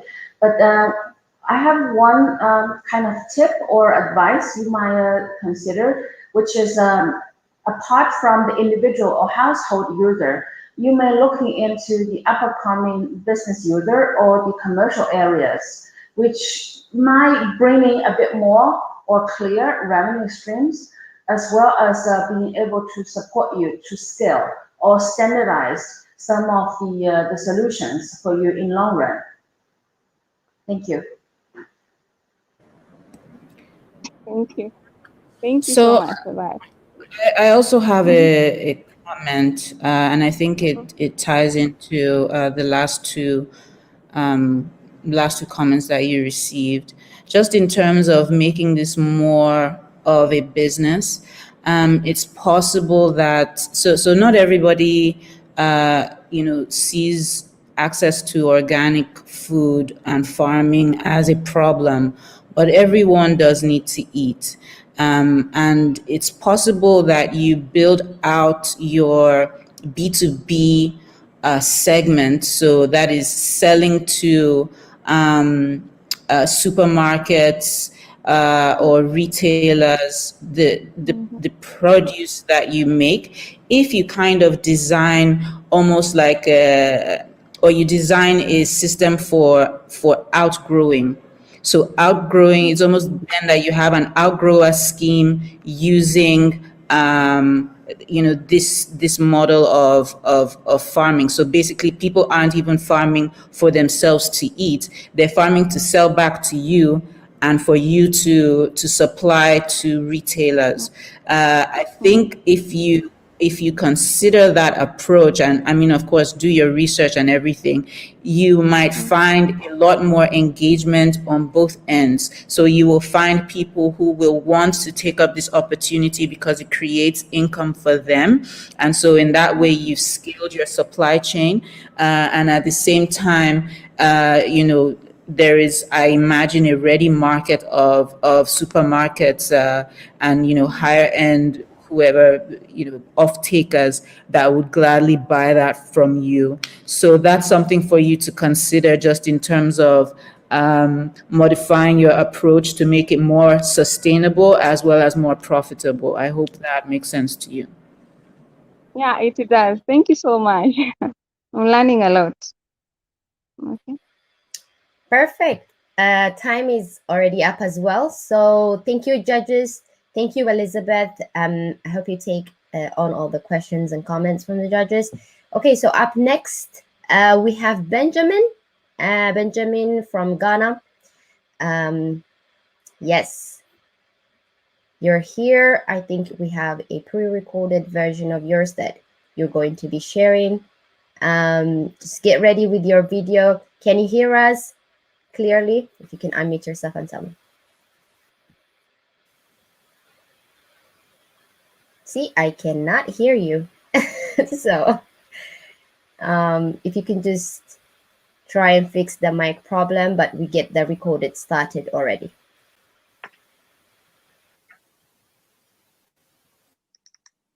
I'd like to tell the story of Auntie Eunice, a cook in a school and a single mother of 3 children who earns very little from her daily activities and finds it difficult to save to take care of unforeseen expenses. And there are about 60% of the Ghanaian population like Auntie Eunice, but one aspect of their life which is not exploited into is the valuable waste that they generate.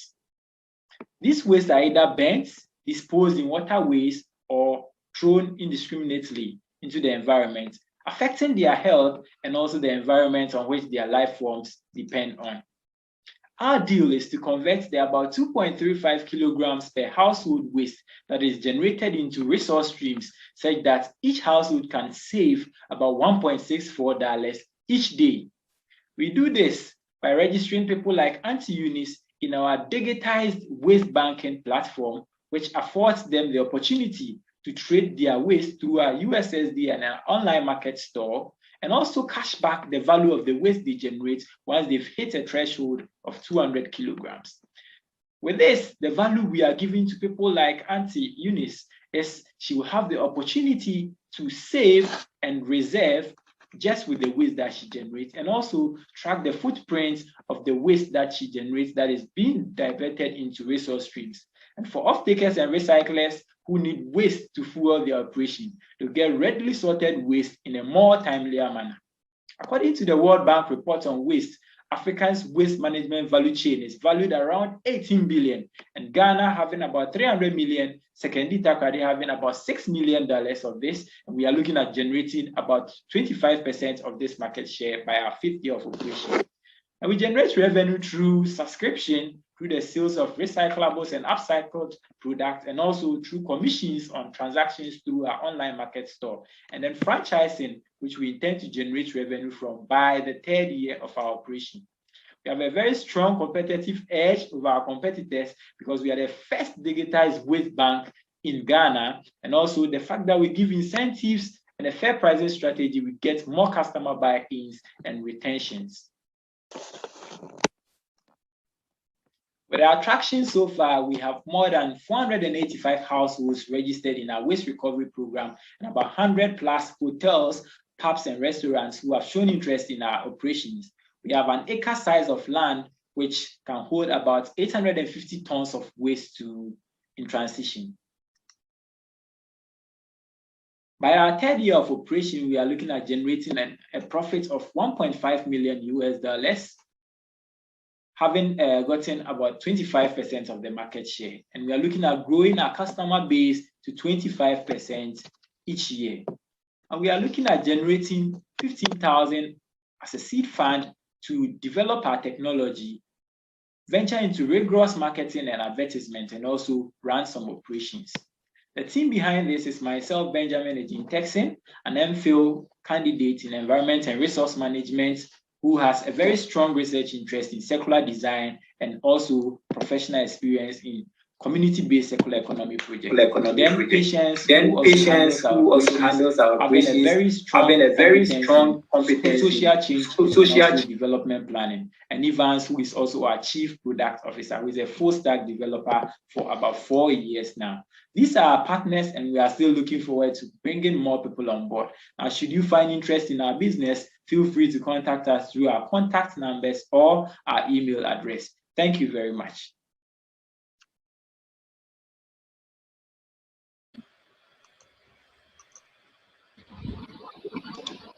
Thank you so much, Benjamin. Let's add all our judges. Benjamin, can you hear me?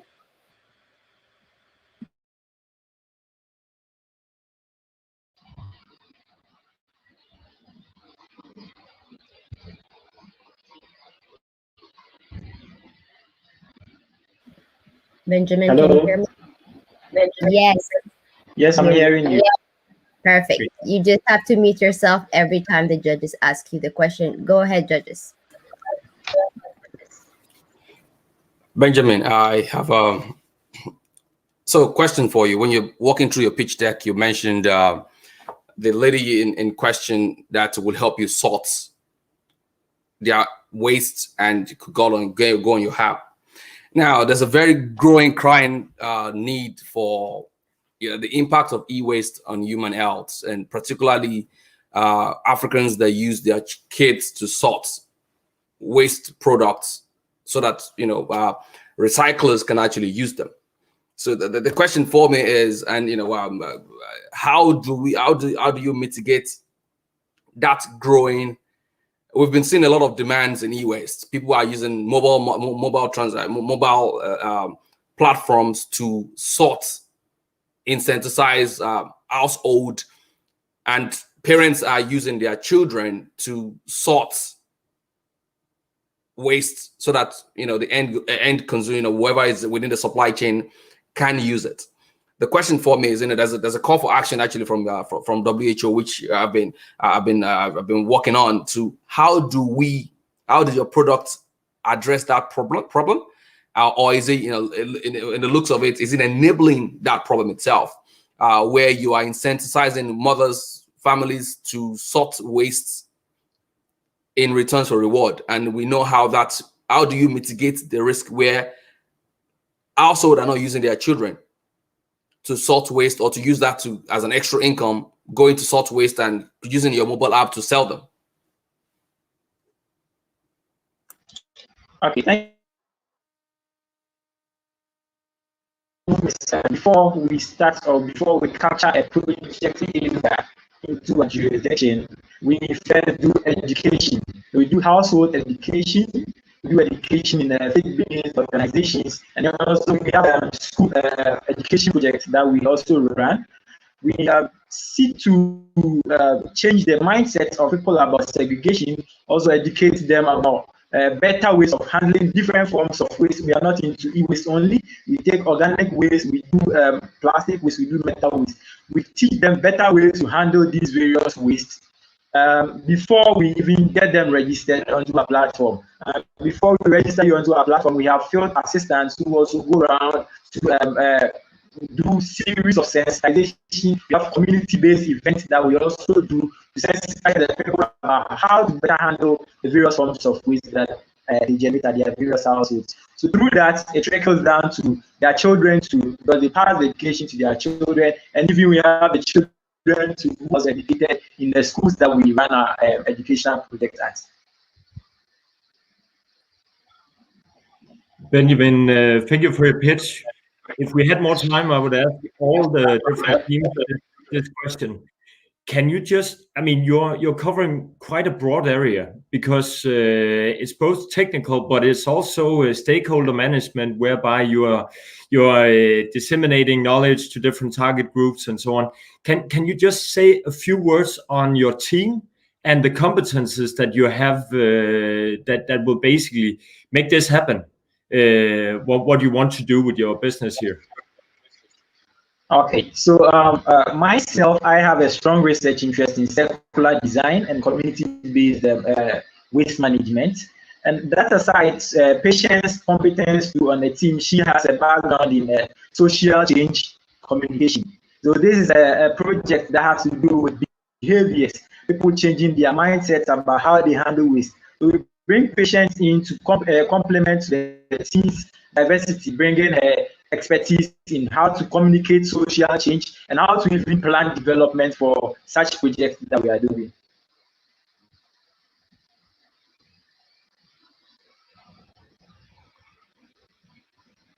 Thank you.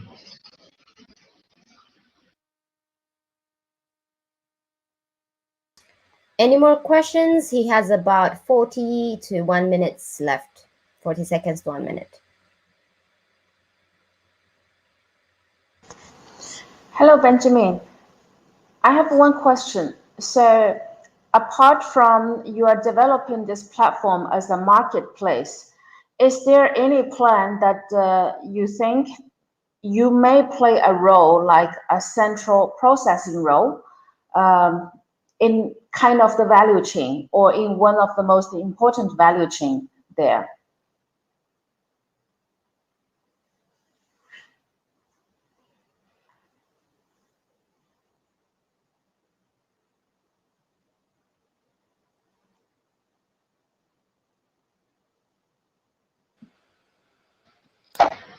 Okay, so for now, we identify the application value chain as that value chain that has now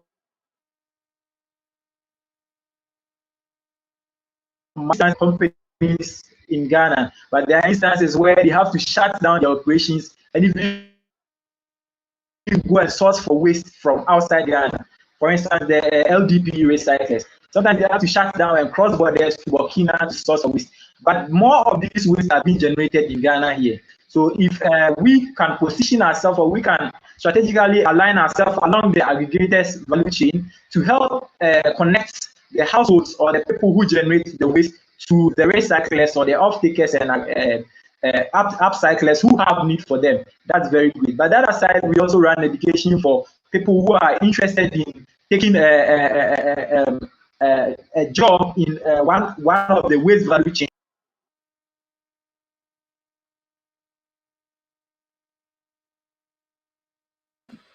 I think we lost him, but his time was up anyways. Thank you, Benjamin. Thank you, judges. Well, apologies for all the technical issues that's happening, but that's sort of expected. All right, Reynolds, you're up next. Reynolds from Kenya, the co-founder of Luku. Reynolds, welcome. Thank you. Hi, guys. I'm Reynolds Mungai, co-founder and chief product officer at Luku. Nice to meet you. Amazing. It's always a pleasure to have you, Reynolds. Reynolds was the winner of Founders Live Nairobi competition. He has an amazing business, and I'm sure you will not be disappointed. So let's go ahead and start with it.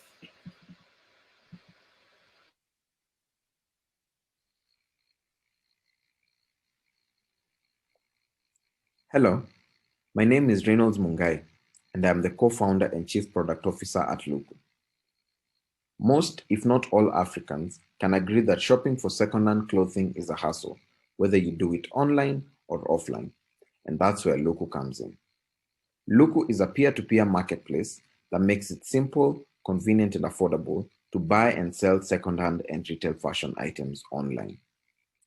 Our mission at Luku is to create an interconnected fashion community that supports creativity, sustainability, economic and social empowerment in Africa.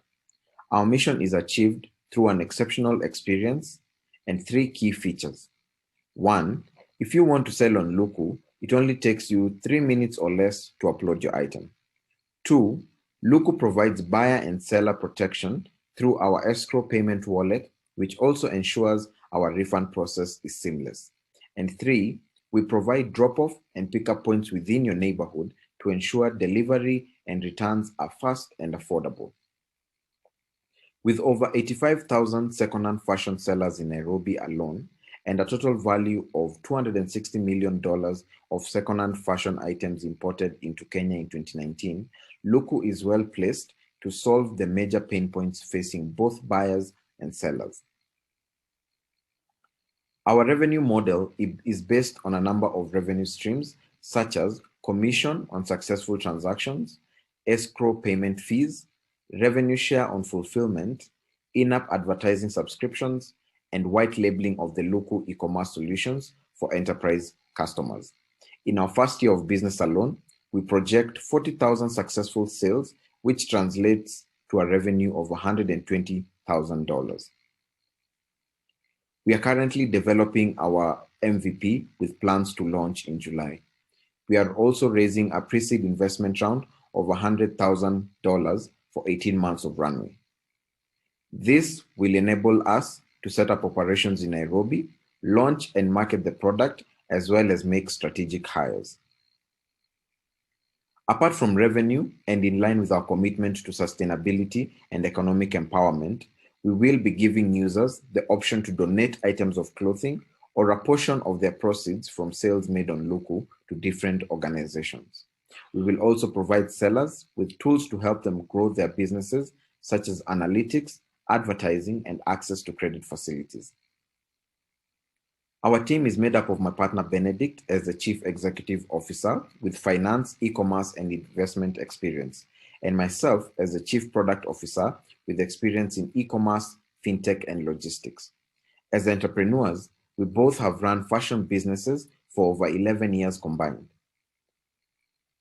We also have a technical partner in Caps Lab who provide technical product expertise. Thank you for your time.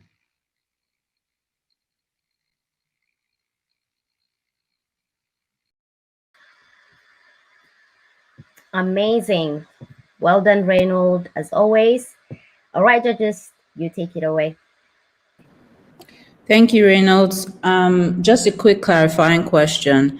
Do you do you buy the clothes from individuals, or are individuals, do they set up their own storefronts, so to speak, on your website? Yeah, so we currently are not selling the clothes ourselves. So us guys are providing a marketplace. And one of the things we're looking at also is to make it just as easy as it is to post on Instagram for you to post an item on Luku. So currently we are not the ones selling the clothes, we're just providing sort of like a managed marketplace to make it simple, convenient, and affordable for people to buy and sell pre-loved or second-hand clothing.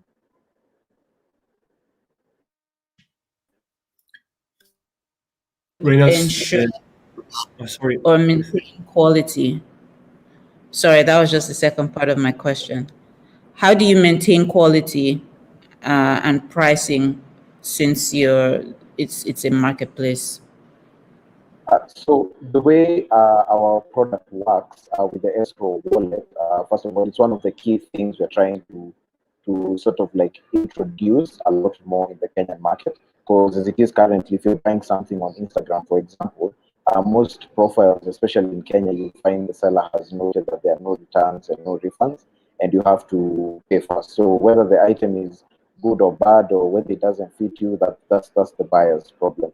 But for us, with escrow payment, once the buyer has paid the money into the wallet, the money is not remitted to the seller until the buyer actually confirms that the item is in good condition, and vice versa. So once they mark it as okay, we remit the money to the seller. And if they mark it as having a problem, whether whatever during the categories, when a seller is listing the item, you get to choose what category your item is. So it can be new with tags, it can be almost new, they can be fairly used, or it can clearly show signs of wear. So it's clearly marked. So if that doesn't match with what the buyer receives their package, they can just appeal it, and then we initiate the return process. And once the seller agrees that the item has been returned successfully, we can now remit the money back to the buyer.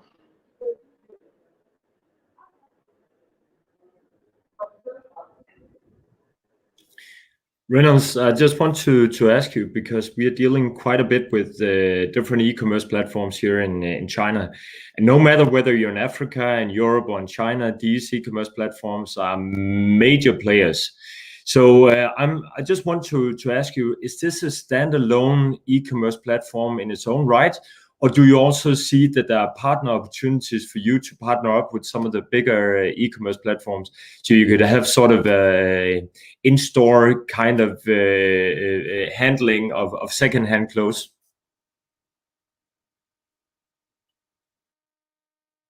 So for us, as Luku, we know that there's no sort of like similar product in Africa because we're based in Africa and we want to focus on the African market. It's quite a big market and there's a really huge opportunity. We do understand there are players such as Vinted, Depop, and Poshmark and all these guys, and they might be interested in expanding to Africa. We don't know, but that's a possibility.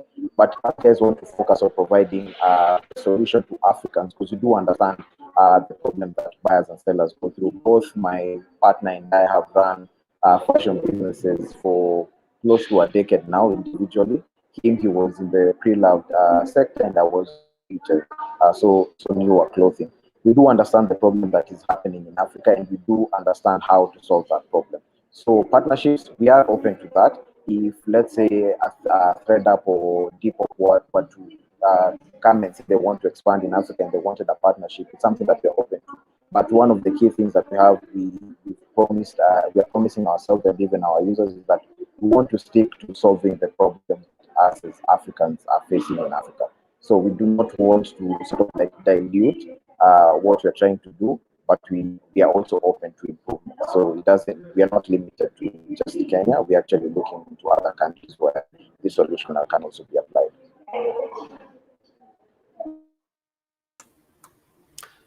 Reno, I do agree with the need for the second-hand market in Africa. It addresses a particular need, which is serving most of the informal sectors that wouldn't be able to afford the type of. So it's clear what the market segmentations you're trying to solve looks like.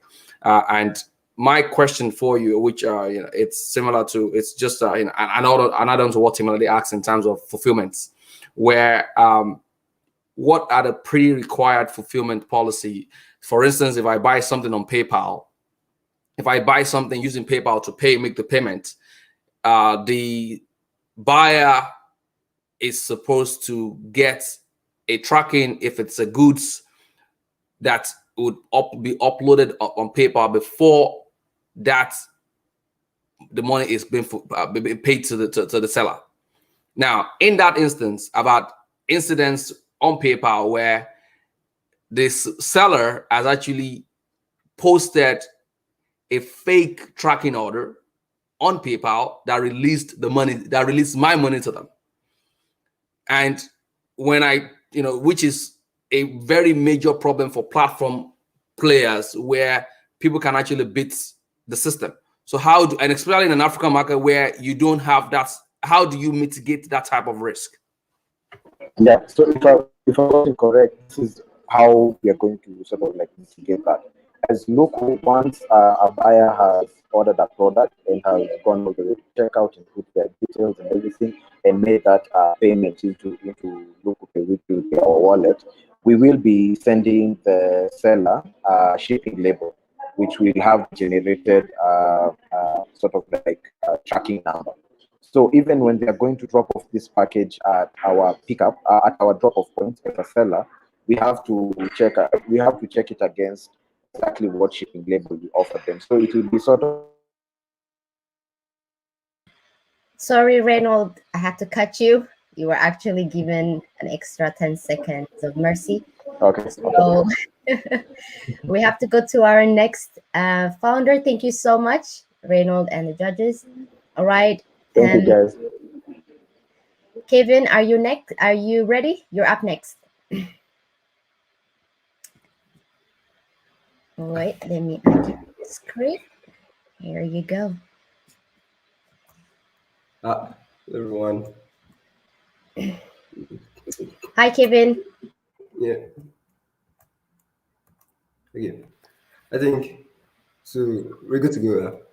Perfect. Can you share your slides? Can't see them. Yeah. I'm sharing them actually. Oh. I cannot still see them.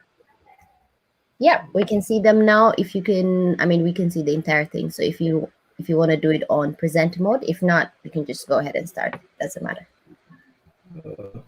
Okay, I think we could go like this.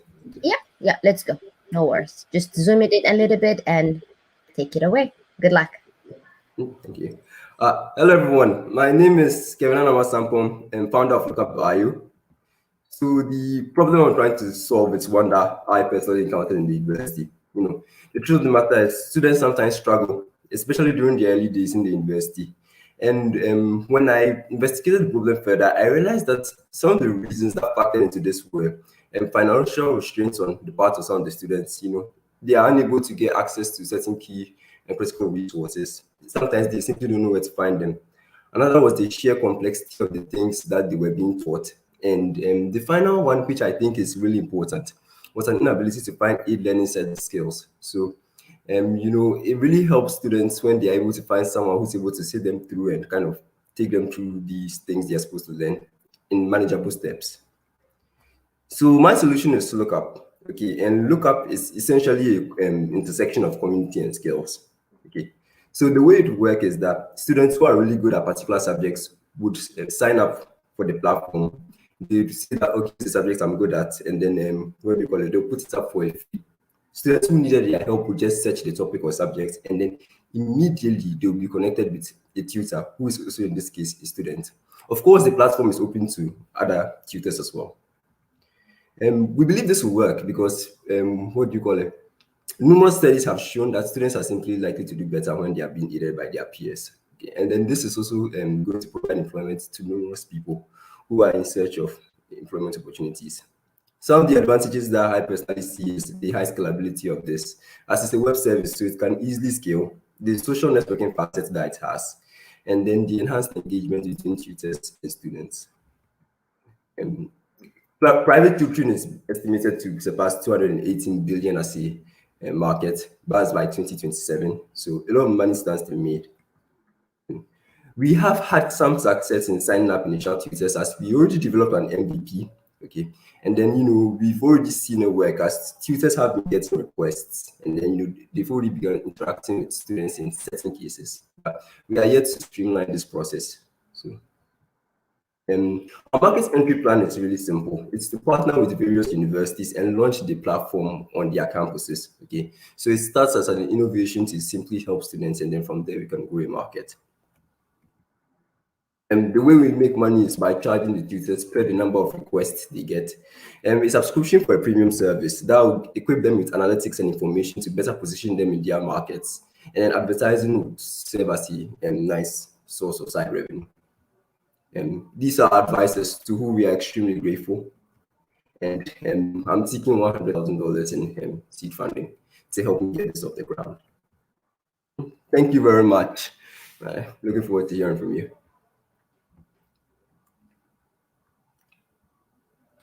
Well done, Kevin, right on time. And judges, you're going to be added to the stream. So if you can stop sharing, Kevin. Okay. Perfect. Take it away with the questions.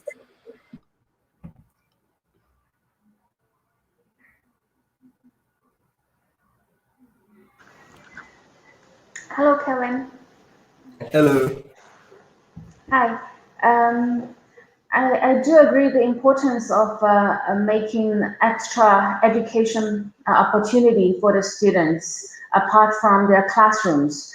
So can I ask you about the platform itself? Would you becoming a platform where the students could find any kind of tutors and kind of making them connected or exchange informations? Or you also providing them a kind of e-classroom or some online study environment? Which way is your app positioning? Okay, so naturally what we are trying to do is facilitate, facilitate learning however we can. Okay, going to the future, definitely we might like to how do I say it, have some of the classes on the platform in particular. Okay, and then personally what I'm seeing is that it's something which might be offered for a premium service. Okay, but the main thing we really want to focus on is the connection initially. All right, so that essentially tutors can have the freedom to do whatever they want. If they necessarily want to have the classes, online somewhere else or with a platform that they are used to, we want to give them that freedom. We also want to give them the ability to even have it personally, you understand, one-on-one with the students, because Lookup is also really about connection. It's about just going beyond the classroom, but also having that one personal connection that we believe will make it easier for them to actually learn as well. Thank you. I have a second half of the question. Okay, please forgive me. And the second half of the question, please help me with it again. Sorry. So then when it comes to the quality control, because you're wanting to widen it as many as you can or as broad as you can, how can you also control kind of the quality of the content as well as increase the accuracy of the matchmaking in between the students' need as well as the tutors supposedly delivered content? Okay, so naturally what we do is that the platform already has certain features that are geared towards quality control. Like for instance, a review system where when students interact with a particular tutor, they can upvote them or possibly even downvote them if they really didn't like what they saw. Okay, apart from that too, even before the tutors come on board, okay, what we are doing is we are trying to implement certain things which will require, some sort of proof. Things like what do you call it, certification in this, or like, or even not necessarily even certification in that. At least if maybe a tutor says he can program, okay, prove that you've actually programmed or done something. You get my point. I mean, we'll have proofs. And the thing about with these proofs is that they are not necessarily what do you call it, mandatory. So you don't necessarily need to have them. But when your profile comes up, they will put it verified that okay, this tutor has proven that he can teach this, or this tutor has at least given us some form of proof that he can do A, B, C.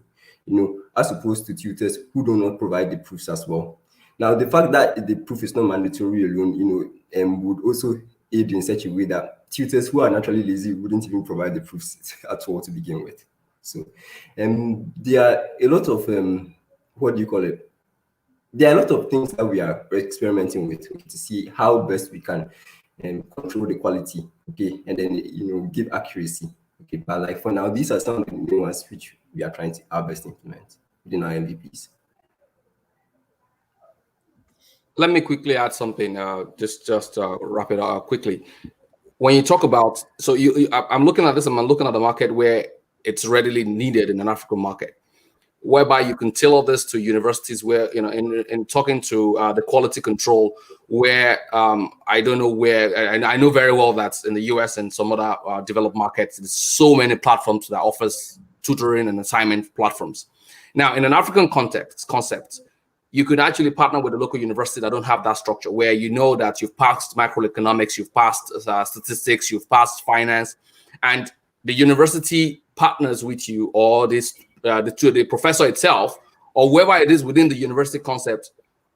So the tutors that are coming in have been, coming from a professor that said this student passed my exams with whatever it is. So it's a university-based network where you start with a university-based network, and a student in the University of Ghana in Legon can tutor somebody from Takrade or from any part of Ghana, and even across.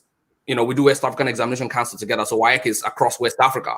And if it's certified that this students, that could be a credibility stuff for you if you could get the professors to buy into sharing or saying onboarding their best students as a means to make money while in school, or as a means to make money post waiting to find a job. That's just a comment. Indeed. I'm very grateful. Thank you very much.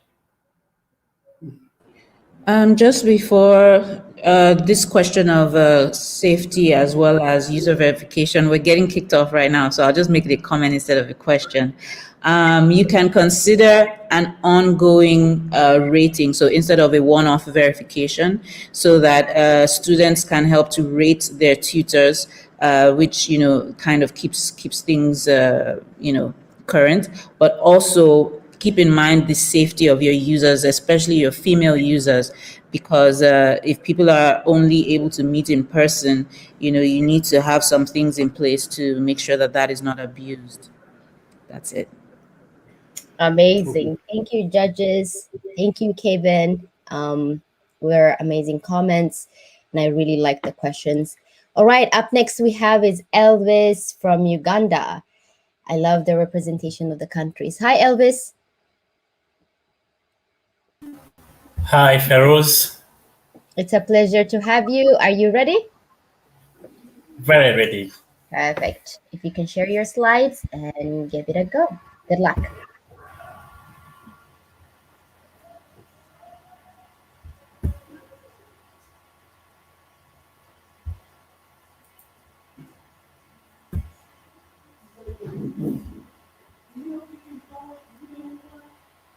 Are you able to share your screen?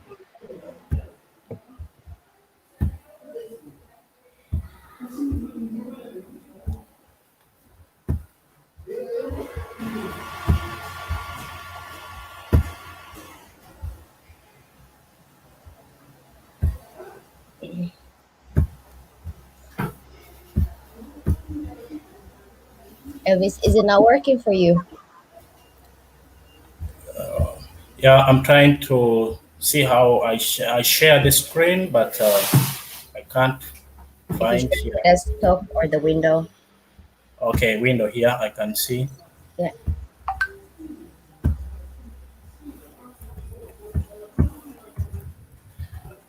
Hi. Perfect. My name is Elvis Tadama from Uganda, co-founder at Palo Entrepreneurs Academy Limited, which is an environmentally driven social enterprise that empowers low-income households and businesses with holistic solutions to their problems. Our program is centered around three aspects, where low-income households and businesses often lack convenient access and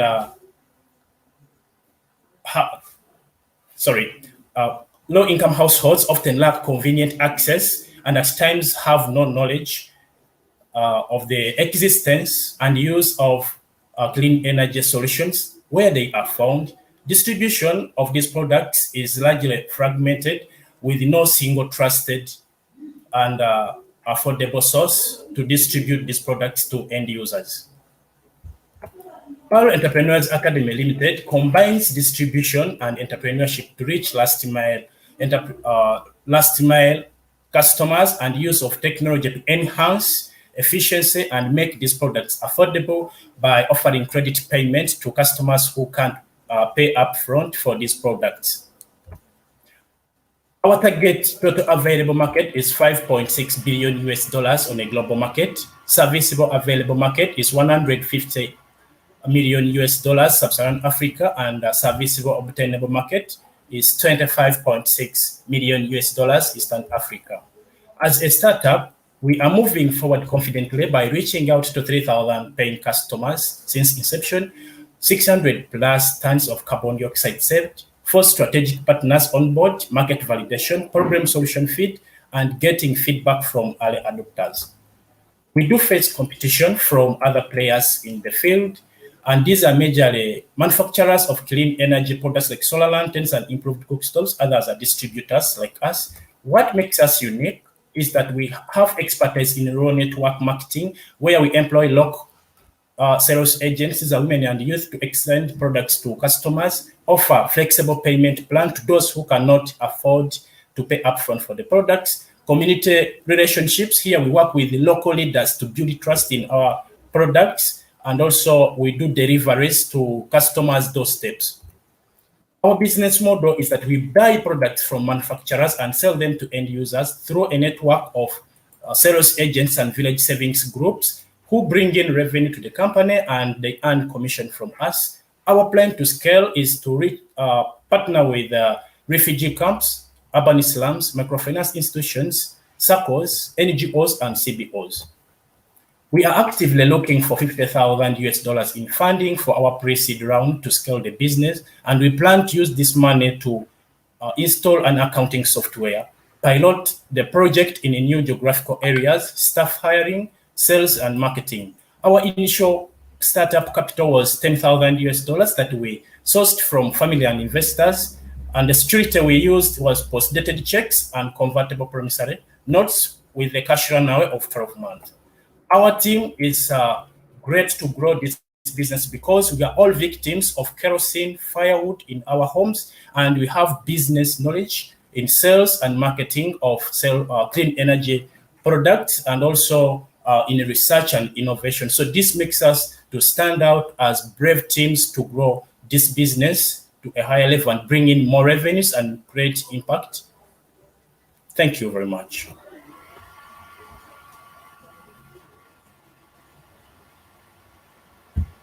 Thank you, Elvis. Well done. Right in time. All right, judges, if you are ready, you can ask him.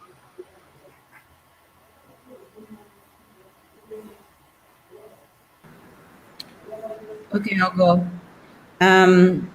I see, thank you, Elvis, for your presentation. I see, or what I understand is that a lot of, or most of your innovation comes from your distribution channels. And, you know, that there's a lot that could be leveraged there. But especially because your market segment is low income, you know, you're distributing to the rural areas. Can you talk a bit more about about your payment solutions, because that's where the real clincher is? Thank you very much, Denton, for that question. Our payment models, we have two. There is a cash payments to customers who can afford to pay cash. Then we also designed a credit payment where customers can pay in weekly installments for up to 4 to 5 weeks, so that they can clear up the whole amount and they own the product. We also work with village savings groups because these people, they always come together in groups and meet on a weekly basis. So it becomes easy for us to meet them maybe on a Saturday like this to collect the installments from each and every member of the group who owns either a solar lantern or an improved cook stove.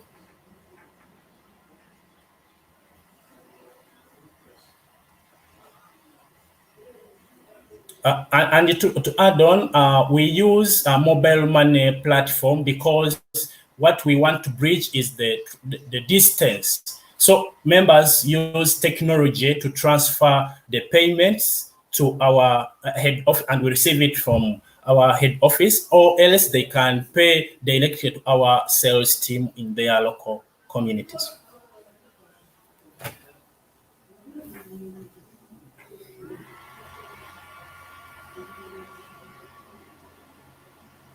Elvis, thank you for your pitch and for your business model here. I want to dig a little deeper because I remember when I lived in Uganda in 2006 to 2010, mobile money was pretty advanced already there.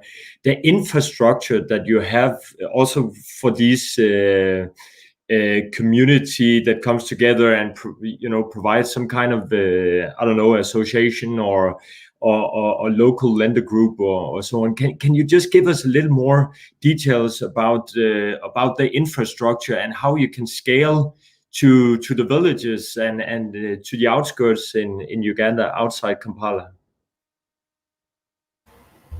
Thank you, Martin. I would like to let you know that we are currently not operating in Kampala. We are operating in rural districts in eastern Uganda as you are heading to western part of Kenya. And here, mostly being that these people are farmers and small business owners, they don't have access to commercial banks, or they don't afford services from commercial banks. So what they do, they come together and form these groups so that they can save their money and have access to funds, and so that they can be able to access or provide basic necessities to themselves. So here, what we do, we identify that there are very many village groups in Uganda, especially in rural communities. So this gives us a large market base and opportunity to serve them with access to solar lanterns, and improve the cookstoves plus other clean energy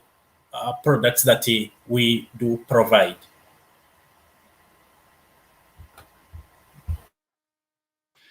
I'll just make. Oh well, the time is up, but I was just gonna make a quick comment. But it's You can make still. It's okay, Tabiero. You have 40 more seconds. yeah, it's a good need that you're trying to solve. Access to energy. It's a broader market space. The tech, the know-how. It's a lot, and it's just for me to conceptualize how you could actually scale it with the required tech that is needed in that market segment. Thank you so much. Thank you, judges. Thank you, Elvis. Now we will go to our very, very last founder. I know the judges are worn out; they're tired. But you made it through. There will be a break and an entertainment to sort of like take you a little bit out of the box and just entertain you. But Brian, welcome. You're our very last founder to pitch. Are you ready? Yes, I am ready. Let me just share my screen. Yes. Go ahead and share your screen. Choose the window or desktop, whichever one works for you. And then you take it away. Good luck. All right. So can I start now? Yes, start. Hello? You can start. Go ahead. Okay. My name is Brian Dodotino. I'm a journalist here in Kenya, a news anchor with KTN. But I'm also interested in matters of innovation. And so I'm pitching today Chainverse Logistics Limited, which is basically a mobile application that is currently being developed that seeks to bring together service providers in technology, service providers rather in logistics for market access and for growth.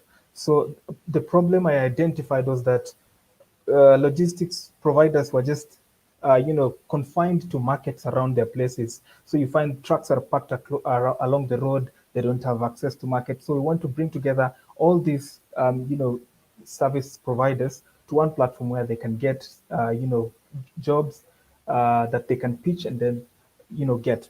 So we are at the launch stage currently, and then we offer end-to-end cargo and shipment and supply chain management through listed active drivers. So how does our business model work? So it's simple. We link the client to logistics services on our platform. You basically come and post a job like I have, let's say, a bale of wheat I want to be transported from town X to town Z, and then you get to negotiate with a listed driver. That is the ad hoc business model, first of all. And then for us, once you make the payment to our system, we collect 10% for insurance, for communication, and our markup.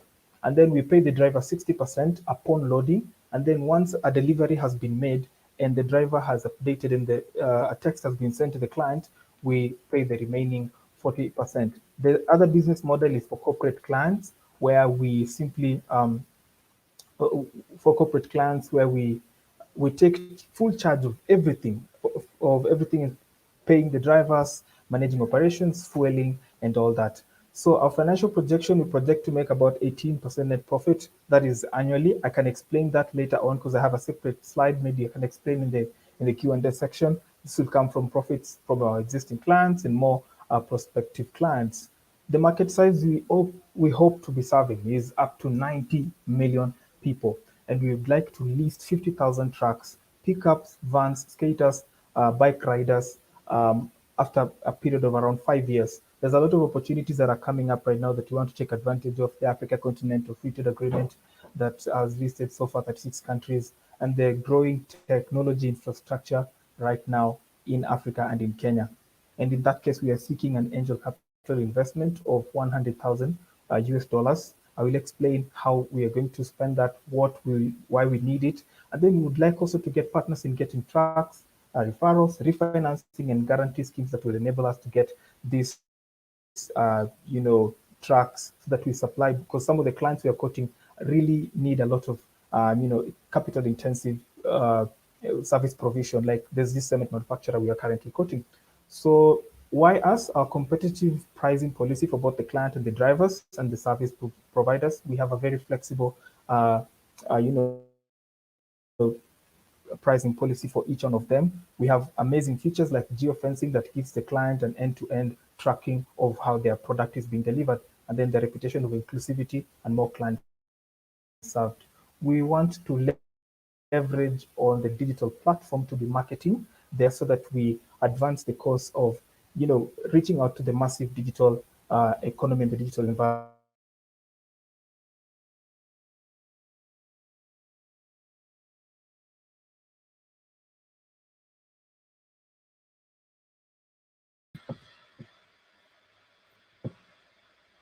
Brian, are you there?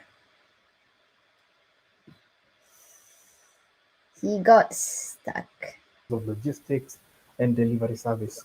We want to bring you on board so that you be our support and we make sure this succeeds. Thank you.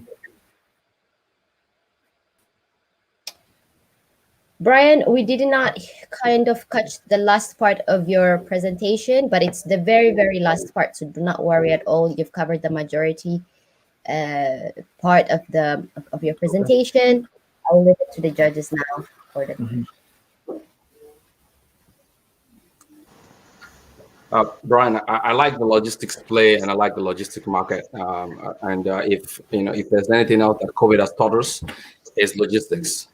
Is we've learned a lot about how to really structure logistics, and till now we're still struggling for the deficit from COVID. So the question for me to you is, how I love the first of all, I love the fact that you have a B2B and you have a B2C model, and which means you have a corporate clients and you have you're trying to get personal clients. First of all, you mentioned your platform would work with truck drivers and end users. So which means if I want to ship some sort of produce from my local shop to an end consumer, I could connect them through your platform. Now, how do you get, typical to Uber, or, I'm looking at this as an Uber or Bolt or whatever it is that, those platforms. How do you get your drivers? Are they validated? And how do you now get your customers to really ship through your products, through your platform?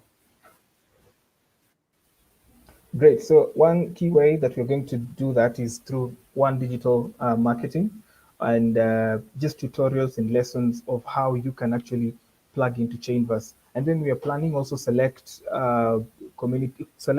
civic education on this, where we bring truck drivers through their circles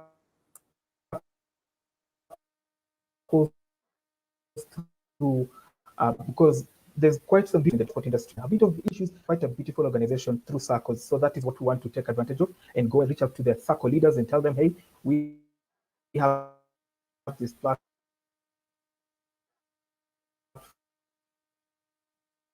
and it is promising to give you great market access. Is it just me or is Brian? It's cutting. Brian, we cannot hear you. Your internet is breaking.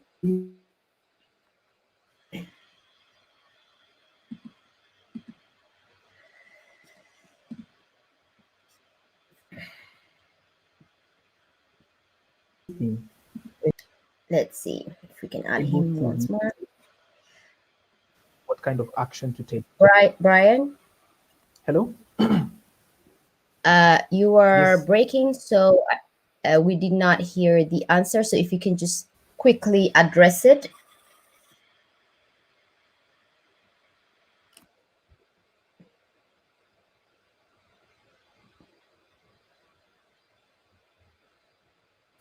Hello? Hello? Yeah, we can hear you now.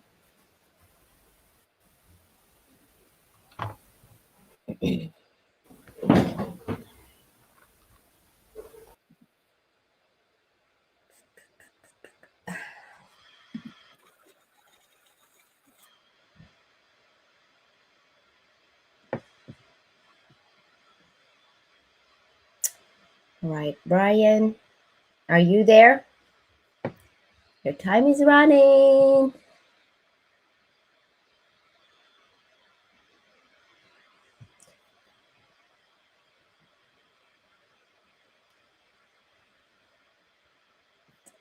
All right, I think we just have to go off of the presentation he gave. So that will be sort of that will put him at a disadvantage. But then again, you've heard the business idea. So we will just go off of there on your judgment. Edith, let's add you to the stream. Brian was our last founder that paged. Let's see. He was our very last. Edith, you have to mute your mic. You have to mute it, okay? But I will leave it up to Edith now to explain to us the voting process. Judges, thank you so much. I know sitting for more than 1.5 hours and hearing and asking questions and assessing this is not easy, so we highly appreciate you. So now, Edith, you take it away. You explain to us the voting process, and then you also introduce us to the entertainment that we have after this and to the remaining program. Okay, now I can unmute my mic.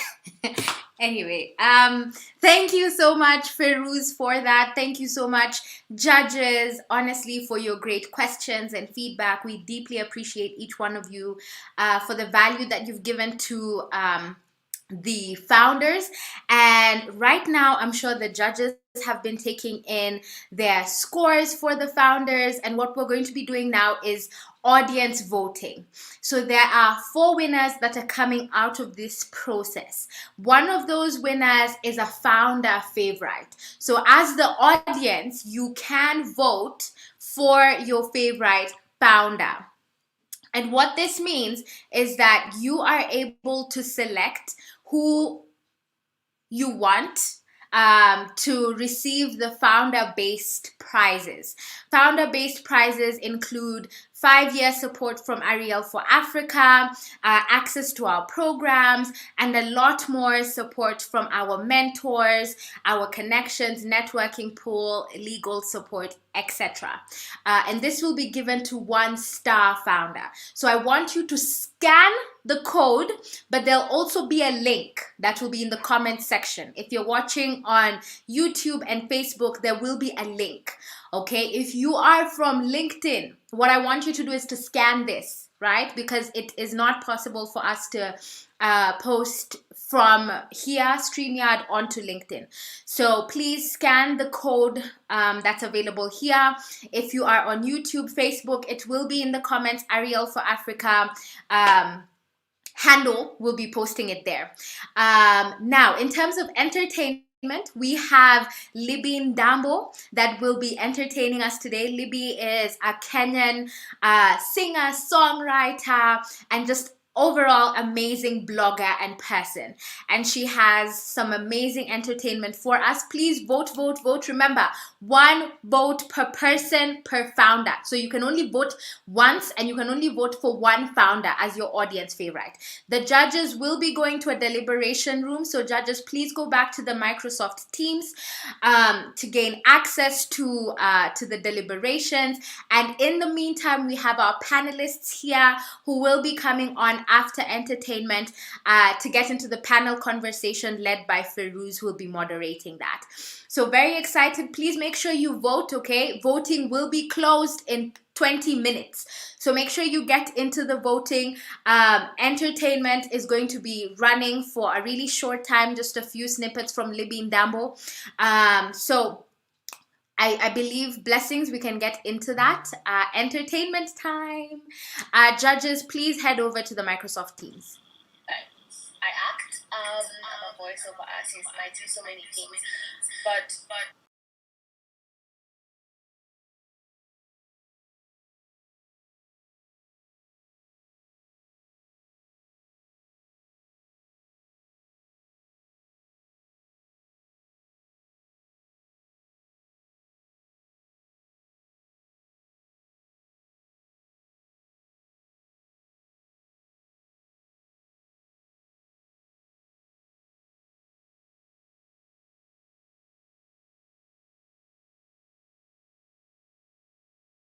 my heart to people. So yeah, I'm going to perform a short performance. And I thought, instead of doing one song for you, let me combine three of my songs so that you guys can just get a feel for what I love sharing about.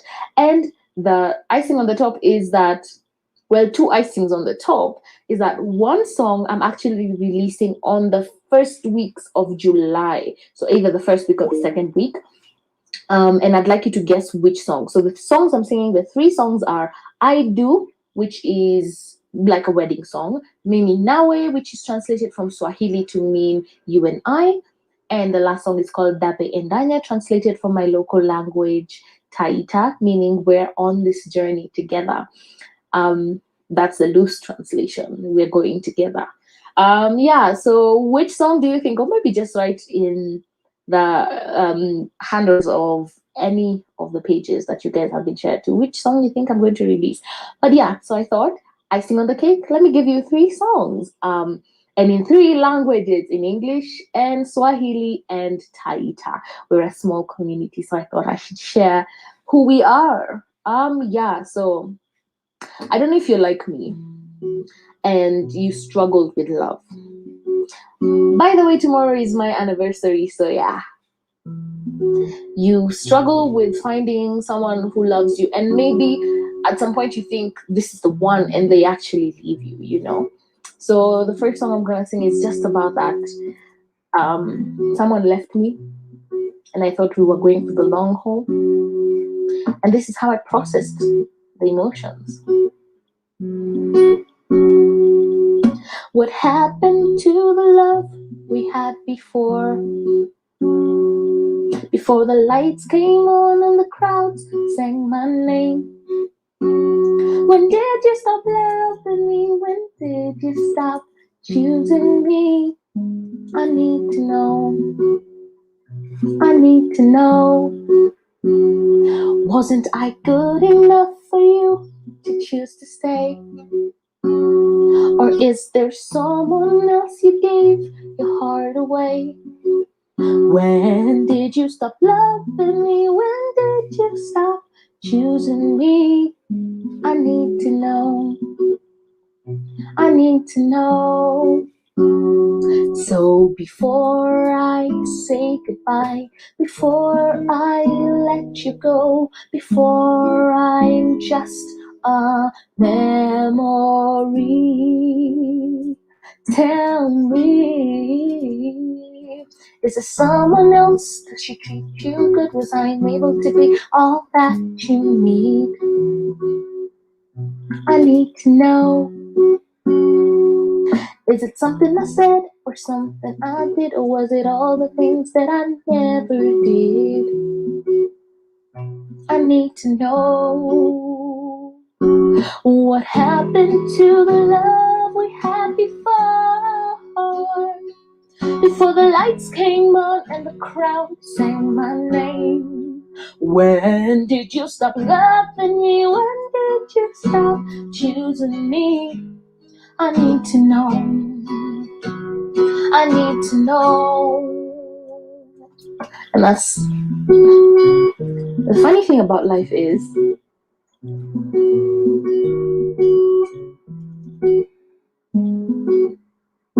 it's like a cycle that I'm playing here.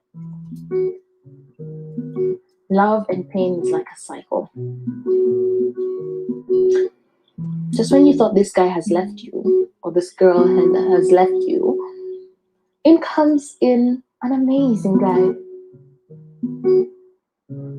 who shows you what love really means, you know? And then all of a sudden, the person who left you, their love was a carbon copy of what it really means to be in love. And if you don't believe that, it happened to me. And I'm not any special, so it can't happen to you. So the next songs I wrote for the love of my life, he just showed me something different. You lead with love, I can feel it in all you do. Your gentle touch reminds me I am safe with you. You keep your word, you are faithful in all you do. And your warm embrace reminds me everything will be okay. No matter what storm may rise, you'll be there. No matter how long the darkness wants to stay, I know that you will never leave. Puja kuni kundaga, spatire andukungi, kwa ichia ya maisha. Nabo ilwani oho dabe enda now, now, now, now, now, now, now, dabe enda now. Listen, it's the little things that make me love you more and more. The fun we have doing absolutely nothing. Our fancy dates or the sun for dates, yeah. Late night talks when we're sleeping in. I love it when you hold me and not say a word. Love the face you make when you eat my food. That's who I am when I'm with you, Quilly. Golo yapo, it belongs to you. Buja kuni kundaga. Spatire andukungi, ichia ya maisha. Navoilani, oh, dabe enda na na na na na na na oh, dabe enda na na na na na na na na.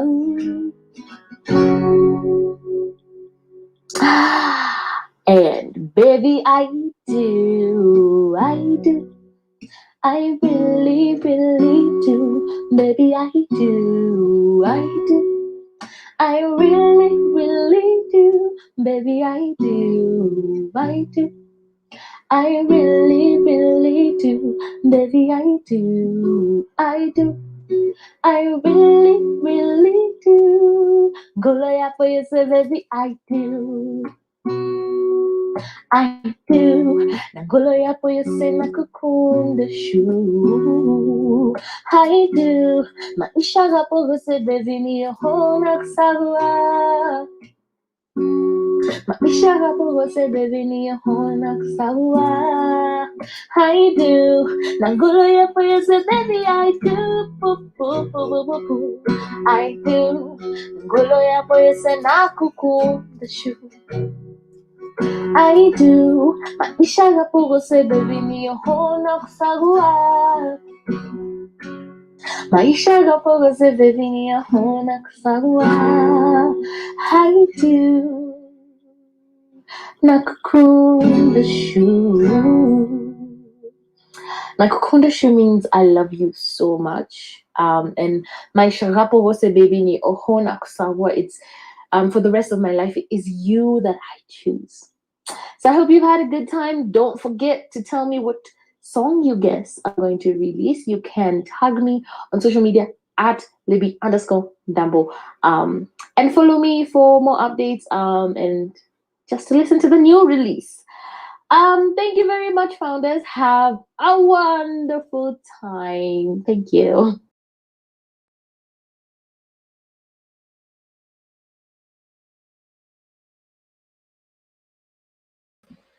Wow, thank you so much, Libby. I really was dancing along and having fun and was getting entertained. I hope our judges are taking the break, but also are also. Hello. Yeah, we do have our panelists here today for a very interesting and exciting talk. So meet our panelists, Julian Mintz, who is a founder and CEO of Panda Eagle Group. And then we have Hilton Mose, which is founder of Mosby, and Hyacinta Inchueco, which is founder of Casole Secrets. And I'll be the moderator for this session. But in addition to that, we really want, in a specific topic, we want an insider perspective. We do not want to only see it from the outsider, like what it is to enter, but when you enter, how is it when people are coming into China and accessing markets from outside to come into China. So to give us that insider's perspective in answering the barriers in entering China as a market, we have Jane Wu, which is the executive director of Venture Cup China, who has been our judge, but is also going to be joining this panel discussion with us to give us those insights as well. So welcome our panelists. I'm so excited to have you with me here today. Um, blessings. Yeah, thank you so much. Thank you for taking it down. So yeah, I want you to do a very short round of introduction. Jacinta, we cannot see your face, but I think that's due to the internet connection. So it would be great if you can open your video. But if it is, of course, with technical issues, don't bother. Yeah, let's start with Julian. Julian, do you want to introduce yourself, tell us a little bit about you, your business, and how you entered China and what you do? Hi, everybody. I'm Julian, and I'm the founder and CEO of Panda Eagle Group. And my business partners and I are investors primarily, and we invest in traditional assets and small to medium-sized businesses. And I'm based in China, and as well, I've had a number of trips to Africa for various consulting meetings with entrepreneur groups and things like that. Next. Yeah, I think Hilton, you can take it next. Hey everybody, I'm Hilton from Mozambique and I'm founder of Mozbai. Mozbai is an e-commerce platform in Mozambique which tries to help Chinese business trying to enter in Africa, and then we help them sell the products, and on the other end as well, we help them expand their markets. And we based in China, Shanghai, and then in Mozambique as well. Thanks for the opportunity to be here with you guys. Thank you so much, Hilton. Thanks. Next we have Jacinta and Cueco. Are you there, Jacinta?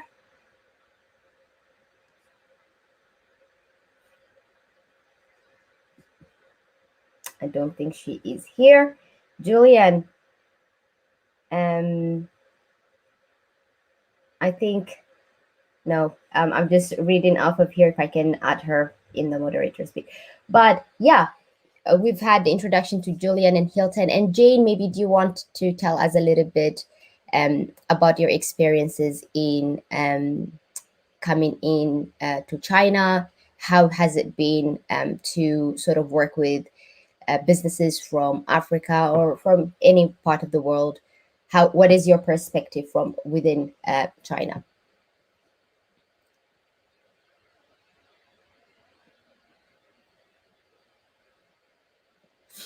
We cannot hear you, Jane. Now I'm muted. Yes, perfect. Thank you, Ferris. So as you guys may know already, that the Venture Cup does international startup competition around different parts of the world.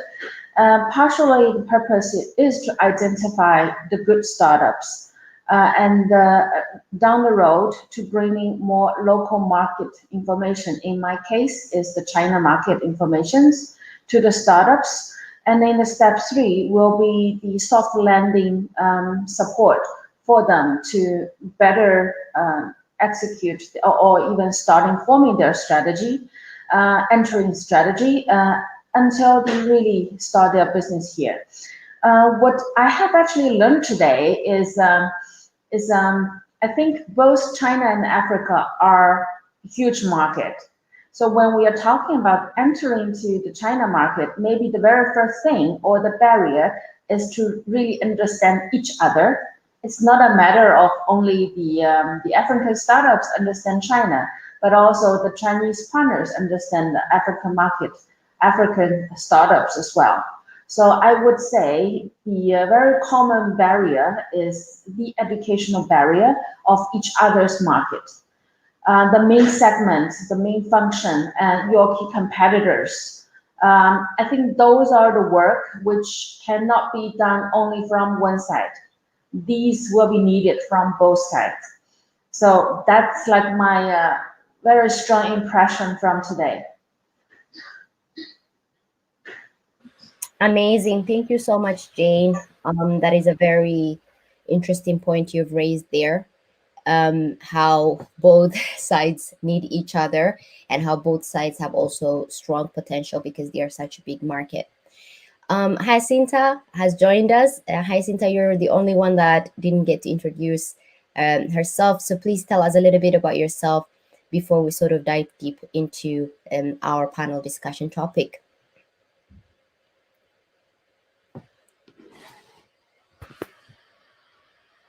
I don't think she can hear us, as I think she's a bit stuck. Jacinta, can you hear us? Can hear. I think she can't hear us.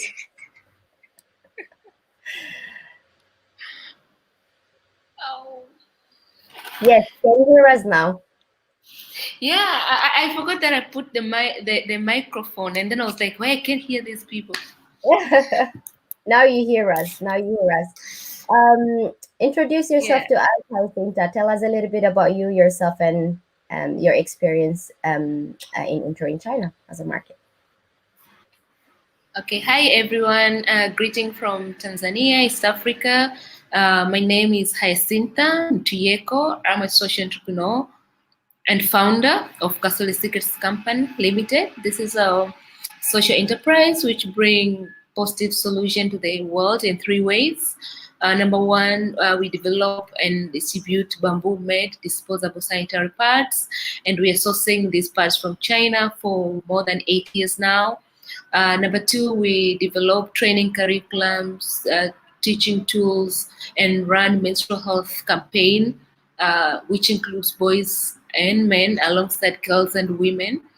And we are very passionate in our mission where 10% of the profit that we generate every year, we invest it back to this menstrual health education and campaign. And number three, we encourage menstrual health innovation within communities by working with local and international organizations, and social impact is at the center of everything we do. Yeah, thank you so much. Thank you, Jacinta. So I just want us, since I'm trying to be cautious with the time as well, we have around 15 minutes to sort of tackle this big topic, which I don't think is enough in itself. But I think for the sake of sort of for our audience, for the entrepreneurs that are based in Africa and that are listening to this discussion, and for our founders that have pitched today, the topic is basically how can one leverage on Africa-China relationship, and how can you scale your business into entering in China and taking the opportunities that lay there in terms of partnership, resources, supply revenue, and things like that. And the three of you had the opportunity to access China as a market for your businesses, and you have entered this, and you have to go through a certain path, a certain journey to be able to achieve that. And what maybe the first question that I have for you that I would like us to discuss is, what has been the challenging part of entering China? Um, um, let's talk about the challenges, because as an entrepreneur, when you want to scale up to any new market, not just only China, you want to do some sort of risk assessment. You want to think, okay, this is what I need, but at the same time, these are the challenges that I need to consider and that I need to face and make through. So what has been, based on your experience, what do you think are the most common challenges that one entrepreneur, especially coming from Africa, can experience and can anticipate, in your opinions? We can start with Hilton. Okay, it's a tough question, but like, let's break the ice.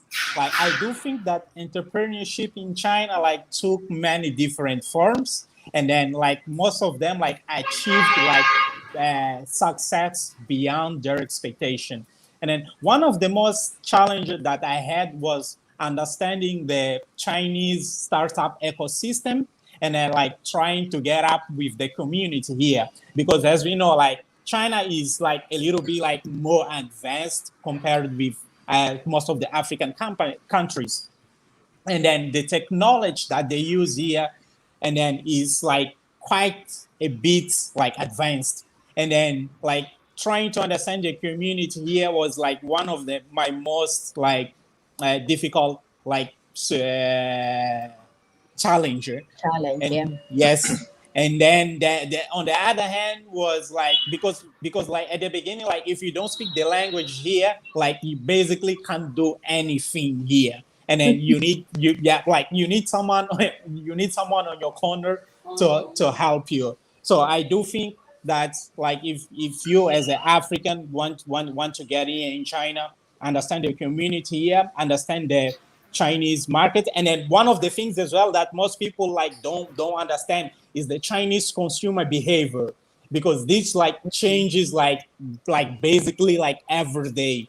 And then like you need to be updated on these things. So I do think that these are the things: consumer behavior, and then the understanding the community. Community. Amazing, Yes. amazing. Julian, do you think it's the same experience, or do you have a different perspective on it? I can. I'm smiling here because I can relate to a lot of your comments. However, my answer for this is probably partly related. I think the biggest challenge is what to do. And I divide this into two parts. One is market entry, and two is sourcing or using China for your business. You know, as on this panel, you know, one of the companies is using China to support their business. And for market entry, keep in mind that it's a new market, you're unfamiliar with it, and it requires a plan. Yeah. I mean, this isn't a lot of people, not just in Africa, but in other countries in the West, are stuck on this idea that, oh, China's a big market, I'm going to go into China. Yeah. But Chinese consumers these days don't care if you're a foreign brand. That doesn't necessarily help you sell your products. And they have access to more tools to do more research and more brand knowledge, and a lot of local companies and brands are becoming popular.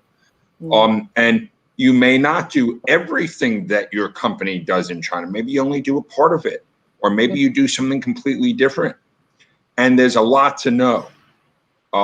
Giving one example: competition and licensing, your business permits, your licensing permits, and competition.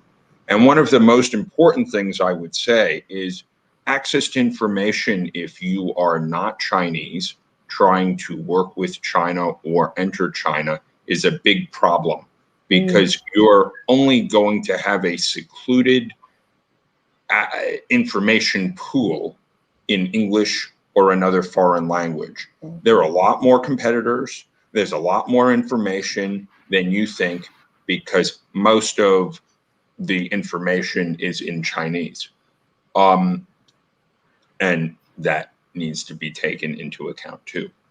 And, you know, the second piece of it is whether you just decide to use China as a way to support your business, such as sourcing your products, factories, manufacturing, or things like that. And there are a lot of topics we could go into detail in this, but you need a plan. And these days it requires a big budget, marketing. Some of the most successful foreign brands that entered China recently, you know, honestly, I don't think their quality may not be that good, and they're well-known brands, but they have a big marketing budget to get exposure. Amazing. Thank you so much, Julian. And I think that is a very like interesting way of putting it. Just adding up on what Hilton said, and given that you are from within China as well, you can experience the challenges firsthand as well. Now I want to go to Hyacinta. Hyacinta, I know you're not based off of China. You're currently based off in your home country, but you do have production that goes on from within China. And this has required you to sort of find the right partners, to land the right network to be able to carry out this one. So you can just touch upon the challenge part as well, but like I want us to sort of, I want you to sort of inform our African entrepreneurs how can they, while being at home, how can they access a partner from within China? How can they get connected to it? And sort of in just a nutshell, if you can explain to us the journey that you had to go through and the challenges that you have to pass, but then how do you also find the right fit? How do you find the right partner for your business from China? Yeah, thank you so much, Feruz, for that question. So for me, I could say my major challenge working with China was in two ways. Number one was sourcing, and I started this company in 2013, where in that year I wanted to produce my pads in China, and it was not easy because I've never been to China. The only thing that made me think of producing in China, because during that year the Chinese products were popular in my country, and it was seems like they were cheaper compared to any other places. So I was like, yeah, I think I also want to produce from China, but I did not have any clue on where to start to be able to have these products from China. And then after talking with friends and family and people like that, I was like, okay, why don't you go to Chinese embassy? And I remember during those time, even our exposure to technology was not that much. And even you could challenge yourself to use technology, but you still have a lot of fear, like maybe there'll be scammers, there'll be this, and you've never been to that country, so you want to play your cards very well. So I went to Chinese embassy to ask for them to connect me with a factory in China that can produce my pads. And then I was like, this is not something we are doing here. We are falling to diplomats and things like that. So we cannot really recommend any factory. And then later I was introduced to Chamber of Commerce, Tanzania Chamber of Commerce. Then I went to Tanzania Chamber of Commerce, and there was a very big hope because that's the hub for all the businesses in and outside the country, all the connection. And then I spoke to them, I explained what I wanted to do, and then I was like, open up your scope. Don't limit us to just produce from China, but let us find any country that will meet your requirement, then you work with them.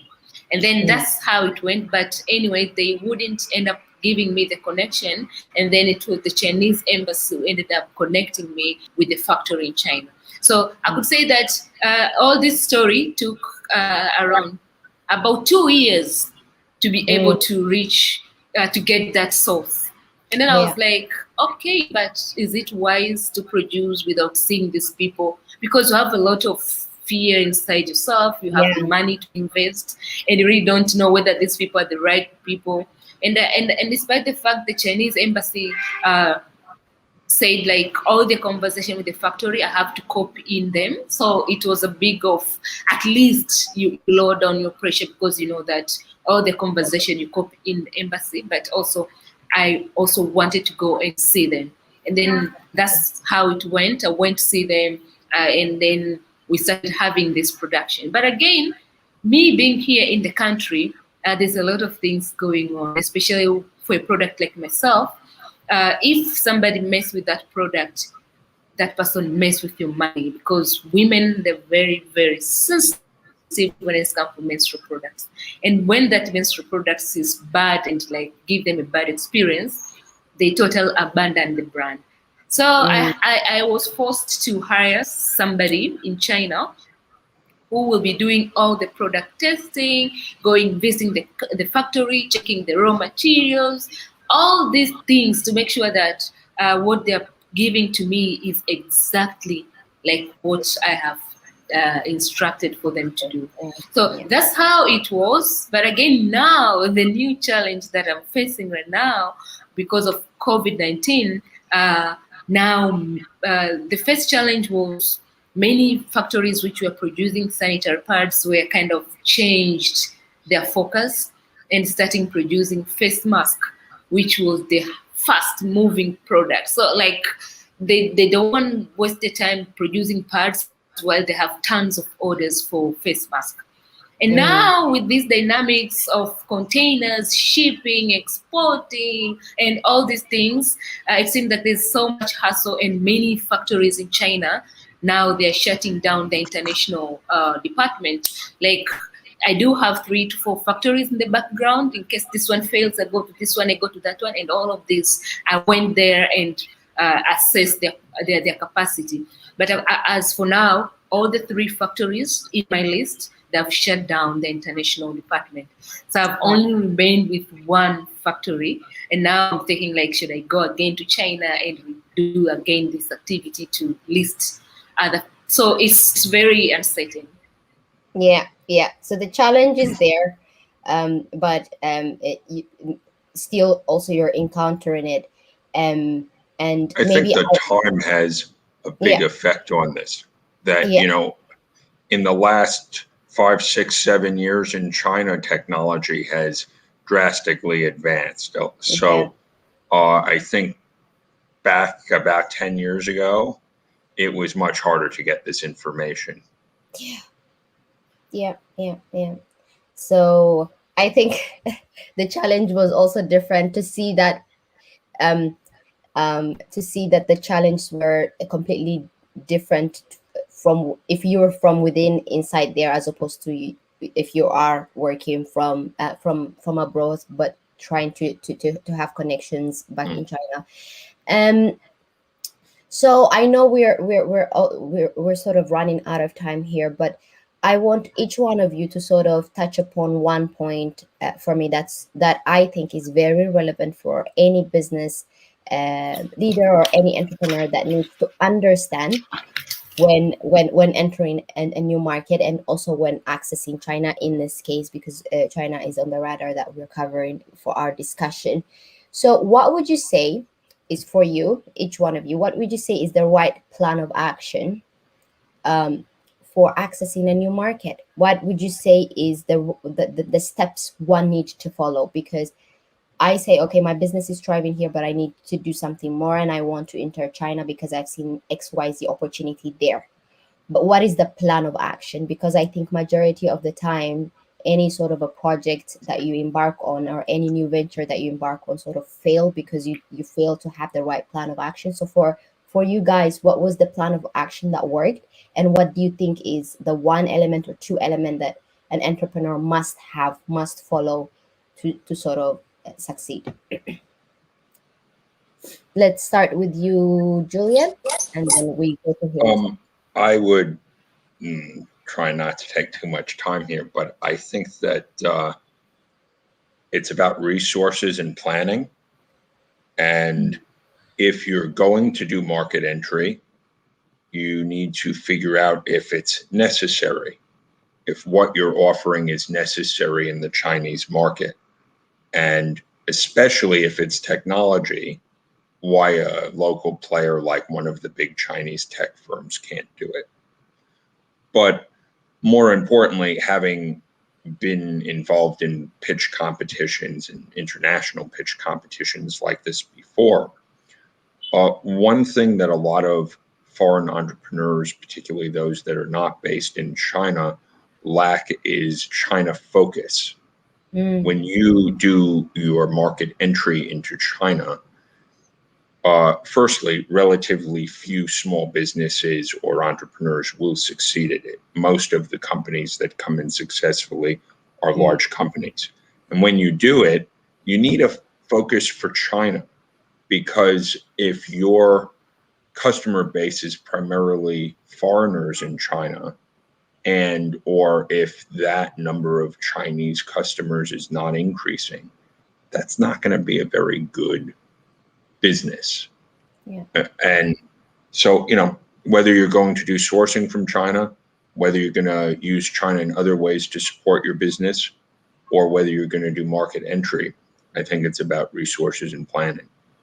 Yeah. And, you know, when you're finding partners, you need to, or when you're finding your research, you need to be careful because the internet is good and bad. It gives you access to information. It makes a lot of companies and people more credible because you can see statistics. You can see verifications, like you order something from Alibaba. You can see stats and verifications and how many people bought the things and all of this. But, you know, some people are dishonest. True, true. So true. Thank you Next. so much, Julian. Hilton? Just to add up what Julian said, I would say like is to find the right partner as well. Besides having a plan, like you need to find like a partner here, like in China, so that he can help you like navigate through the China markets. Because like one of the things that I do see like on most foreign is like they have this idea that okay, I have a genuine plan, but then when they put it here, it doesn't work. Why it doesn't work? Because they don't understand the market, and then most of them like they don't want to find the right partner to do that, and then just it's about finding the right partner for that. And then if you have a right partner, I think like everything will be great. And then as Julian said, do the market research as well, and then just work on it. But That's it's it. not just about market research. It's about sometimes implementation. You know, do you True. have traction? Do you have customers? Because True. as you said, Hilton, earlier, with the fast changing consumer in China, you know, what's popular today isn't popular tomorrow. That's true. And then one of the things that I do see is that you have to go according to the market as well, because most people like bring product that the market doesn't need, and then like they have this idea like I'm trying to solve this problem, but then It's not a like this problem. problem is it's almost solved here. So try to find another way, another way around to do the job. So it's about finding a niche. It's like your own niche. That's Amazing. true. But if it's too much of a niche, then you're going to have trouble getting customers for it because people don't want it. So there's some balance with this, I think. Yeah. Mm-hmm. Amazing. Before I go to Hyacinth, Jen, I want to involve you in this question as well. From your perspective and from working with entrepreneurs and businesses from Africa, what do you think an entrepreneur, especially coming from Africa, should consider or should put as a plan of action before coming? I think there are two steps. The first step is, in general, finding the partner. But when we say the partner, it really depending on where are you in your own business stage. So here in the partner wise, I would break down even into the partner for you as a knowledge center, the partner for you as a strategic advisor, or the partner for you as your vendor, or a partner for you as a distributor, or a partner for something. So I think each foreign startup could define based their own stage. But when you define that, the first step is to go deep and settle with that. So which means if you think you are still in the knowledge base, find a partner, settle with the knowledge you have decided to explore with this person or this organization together. If it's about sourcing factory vendors, then it's about you have 10 factory settled as your potential partners. And then I would consider that as a successful step one. And the step two is, as long as you defined your own partner target and the expected goal, then the step two is go to China. You have to come at least once. Not now. You can't come now. It's But what if impossible for you you to come? come What now. do you do? Yeah. I mean, well, China's not giving business visas now. If this question coming up earlier, let's say a year this time, I would say, wow, we have no solutions. But I think after 1 year, everyone is getting smarter on that. And even people find it even better because previously the time resource you have to invest onto a single trip could be tremendously. But now you have even more source of information. Of course, you still have to sort it out with the credibility of that. But I definitely think the timing now, after 1 year of COVID, we all prepared for the next 3 years may not be changed significantly. So that's for startups to, kind of pivot into a new market. But the general idea of go to China could be slightly changed depending on the time, whether it's physical, or partial physical, partial mental, or completely mental. But I think it's no longer an issue if it is for entrepreneurs. But also, I think there are ways that you can do it without coming because, a lot of visas are not currently being issued for China these days. So you could get samples sent as a simple example. And a lot of factories will do that.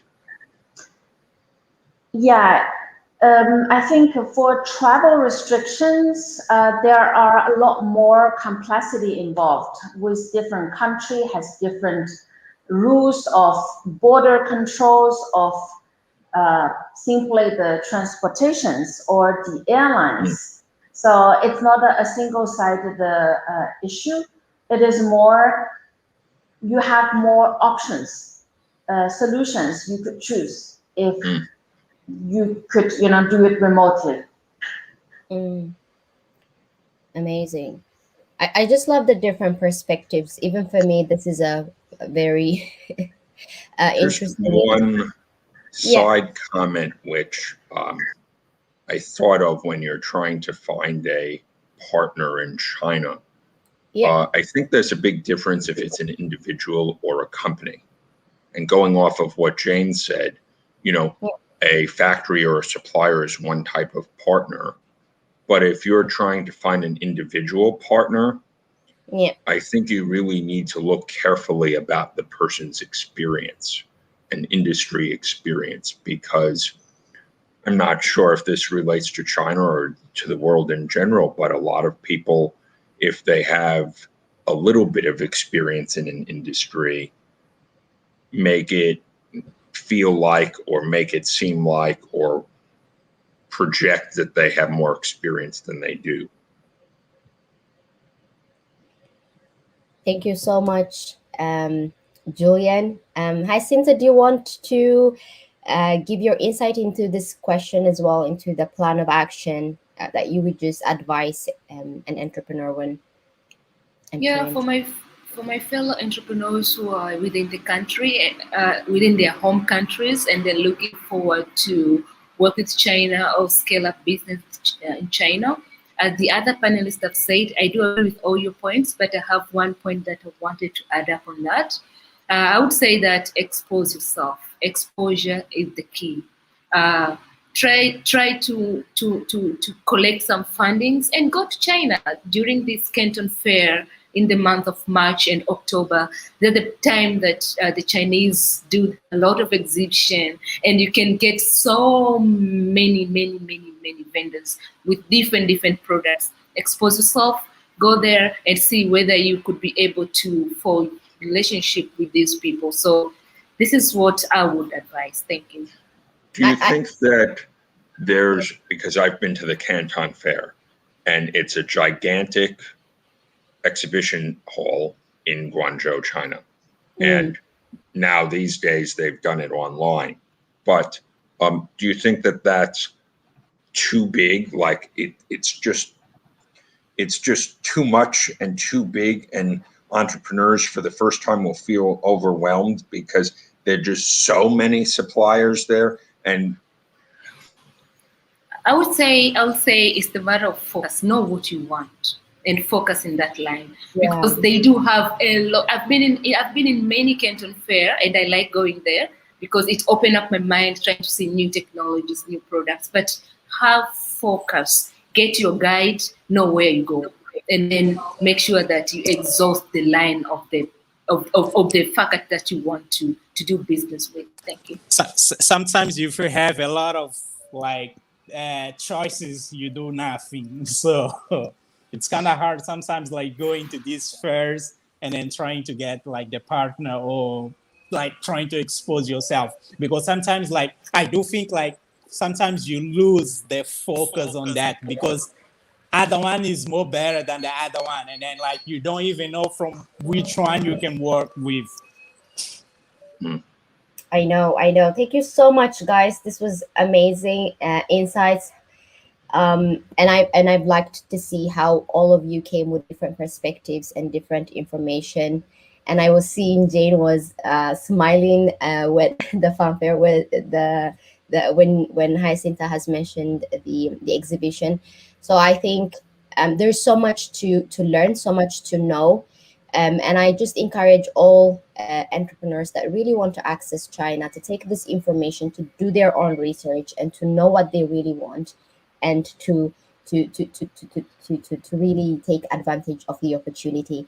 I think we're just going to wrap up our panel discussion here, as I see Edith has joined, and our judges are about to come in. So thank you so much, each one of you, Hyacinta, Julian, Hilton, and Jane. Thank you so very much. Edith, I will leave it up to you now. I think judges have deliberated and they will tell us who are the 3 winners that are going to China. Thank you so much, Ferouz. Thank you so much. So yeah, the judges, we had a very heated discussion in wow. I thought some of them wouldn't be friends after this, but it's working out.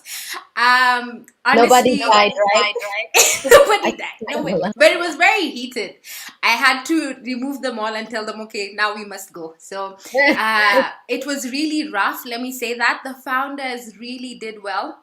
There are some that are not in the top 3, not because we didn't love them, but because the weight, one judge was really vouching for them, and then the others are just like, no. So he's not there yet. Yeah, but I told them, there are some of them who are defending certain founders. I told them they must call and invest in them after this because they really defended them. That's really cool. So they know they'll do the follow-up for that. But in terms of the final 3, at least that's what we could agree on after all of the deliberations. There's also a crowd favorite that was also again being considered for the final 3, but again it was the weight of the discussion. And we just decided to let him be the crowd favorite. So let's get into this. I'm going to let each judge announce one founder who is in the top 3. I'm hoping that they're here. Let me just confirm that they're all here. Okay, fine. I will let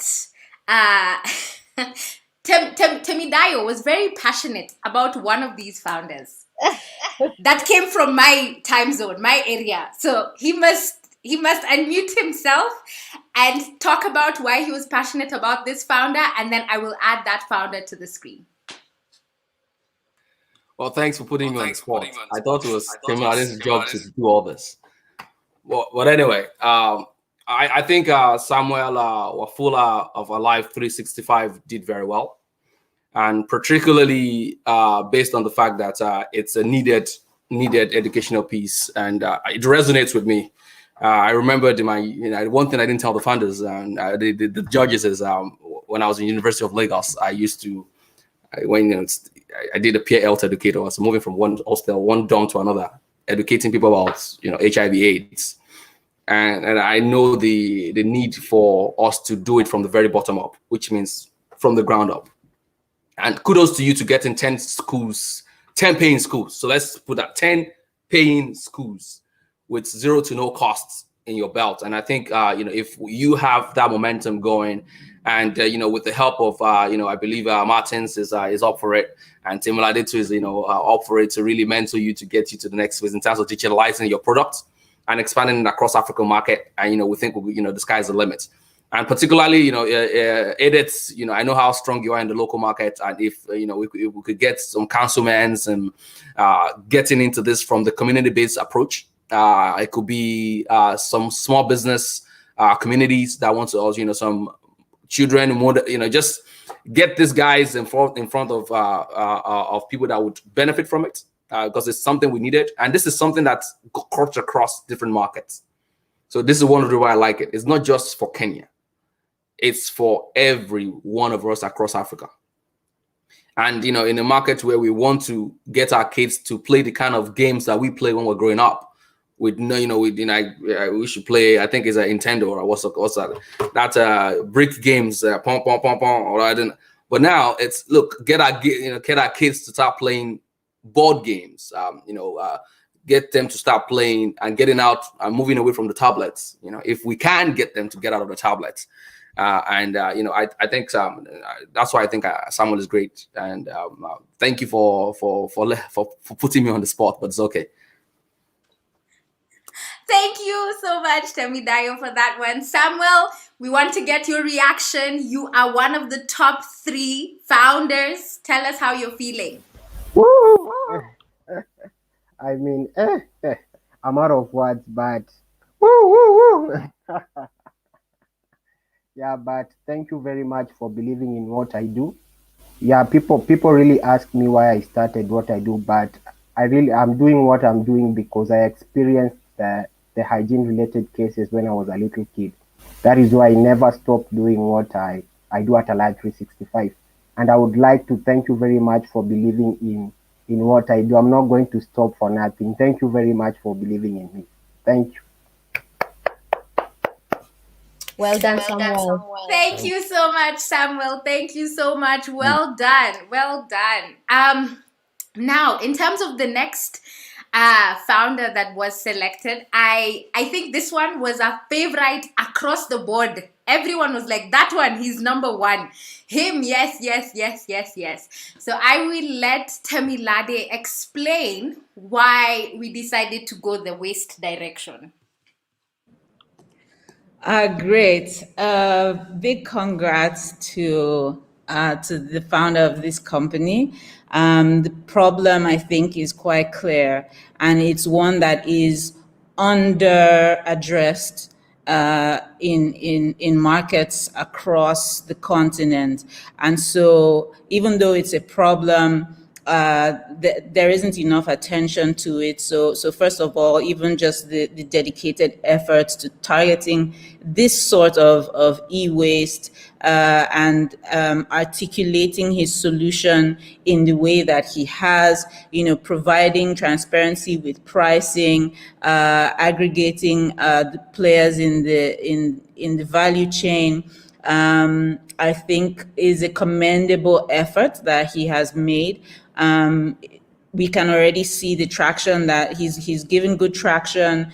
I think that he's now developing new products. So the sight to profitability is clear. He just needs to keep doing what he's doing, improve on his operations, and just expand. And this is the exact kind of business that I personally like, because you've proven your business model, and all you need to do is keep at it. And the more you get into it, the better that it gets. So we really, and again, it was a judge's favorite because it was clear to see. The value proposition was clear. The way that the solution addresses the problem, the revenue models, all of that. So big kudos to Waste Zone.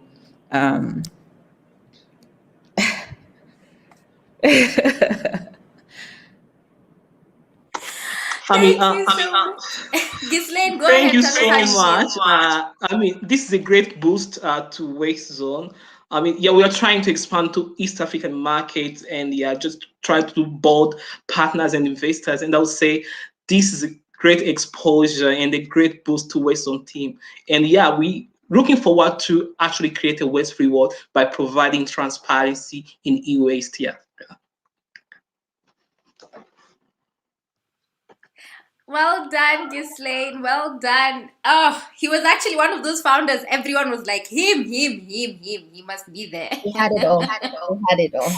Oh my word. Okay, the last one. Martin, this is on you. Bring it home. This was a very interesting discussion for this third founder. So you can explain a bit of that and then call him up. Yeah, I mean, we very much agreed on this one. First of all, I think Kevin made an excellent pitch. This is Lookup, and the reason for picking Lookup and Kevin is not because we think that the business model is fully developed, but we think it's there, and we think the edtech sector is definitely something that is needed. Also for going forward, what we have seen in this global pandemic, has also been the rise of these enterprise services, whereby new platforms are coming up. So we think there's a market. We think there's a need for localizing this edtech into the universities in Africa. So it caters for the needs of bringing people together in this business of tutoring. There's a lot of brilliant minds that can be brought together via this platform. So we really think it's a good idea. And I think further to this, I think there were some comments by my fellow judges here about the hybrid format of offline online. So there's also something about security. There's also something about adding value of the offline meeting, and because basically what you're doing with this platform is bringing people together.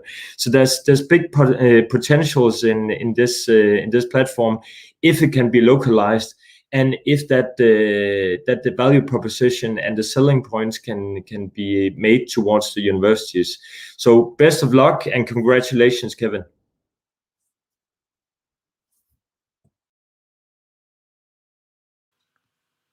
Kevin, tell us how you're feeling. Unmute, you tell us. Because you've been in this struggle with Arielle for too long. You must tell people. Yeah, thank you very much. I thought it was unmuted.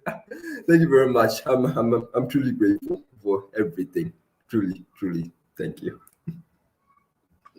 Oh, perfect. Well done, Kevin. Well done. I knew Kevin would make it. Like, yeah, we really struggled with Kevin, but he is value in and of itself, and really we're so proud of him. And now for the founder favorite. So the audience, you voted, and the numbers were overwhelming. Okay, let's just say that there were a lot of votes. But Fifi, are you surprised? Because I am not surprised. He's always a founder favorite. He is always a founder's boy. I know who it is already. I can tell. Who is it? Tell us. Is it Reynolds? I should. Oh, I just know that he's the favorite. Reynolds, congratulations. Thank you so much. Thank you, guys. I'm sure the judges also considered you, but maybe you didn't make it the top 3. But I'm sure they saw value in your business idea, but they had to make a very difficult decision and come down to 3. But as you know, you were before the public's favorite founder, and you're now today as well the same public's favorite founders. You're the 4th winner. So I don't know. I'm just so happy for every single one that won, but everyone that didn't also make it to the top 3, or even founders top favorite, audience top favorite. It does not matter. Every single one of you had a unique idea. You came, you pitched what you believed in. Maybe it wasn't just there yet, and it needs some work to do. But keep going at it. You've started it for a reason. And all the judges, I think, from my opinion, based on the comments that they were giving, they've seen a potential. It's just that you need to take in the comments that they gave you, the feedback that they gave you, and you need to build on it, not to stop, not to get discouraged because you didn't win. It does not matter. You believed in it, you believed in this idea, and you started it. So you just work harder, and you take the comments in, you do more research, and then you go at it all again. And there's no reason as to why you shouldn't propel as well. But to all that, to all those who won, I wish we could pull them up one more time onto the screen all by themselves, just to take a screenshot. The three ones that will go to China, as well as Reynold, that was the top favorite. I actually think someone left. One person. Samuel. Shame. He should join. Yeah. Blessings, can we get Samuel to join? As I say, thank you so much, judges, for all of your hard work, for your passionate deliberation. I know even Temidayo, he was really behind Luku. He was like, even him, I want him. But anyway, the crowd also made their own decision, of course. So Ray, we are really, really behind you, a lot of us. And also for everyone, for the panelists, they did such a great job. For Blessings behind the scenes, this entire event would not have happened without her. She's done a lot of hard work coordinating this entire thing.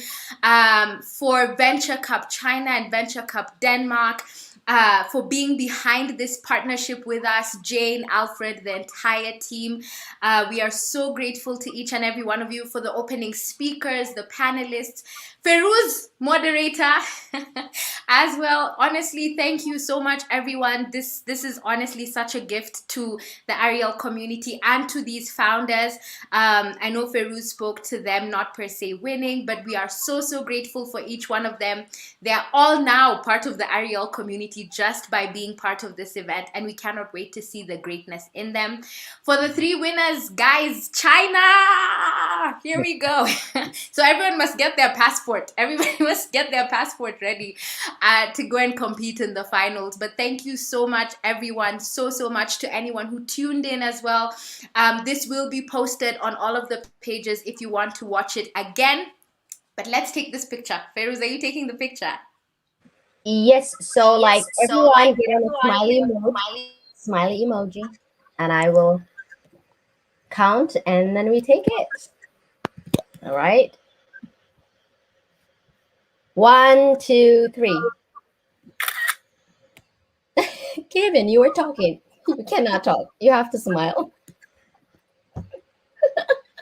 All right. We're smiling now, Kevin. We're not talking. Let's do it one more time. 1. Stop talking, Kevin. All right. 1, 2.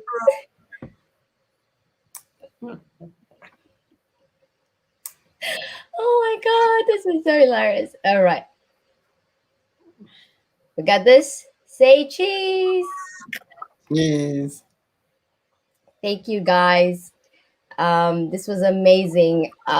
Really big thank you to everyone, the panelists, the judges, the founders, the organizers, but more than that, Venture Cup China, Jane, Jane, and Alfred, and everyone behind the scene.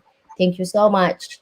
I don't know, like judges, if you want to say any last word, we just want to give you the opportunity because you've been listeners and feedback givers. But if there's anything you'd like to say. I just want to say to every single participant that, and I think you had already started to say it best, Feroz, this is not an end. This is a step along the line. It is huge that you are executing on things that you believe in, and you're putting your time and your effort and your money towards solving problems. Remember that we are not actual judges for your business and for your life. Like this is one step in the road. So just take whatever you found useful from this and keep it moving. Your actual first investor is your customer.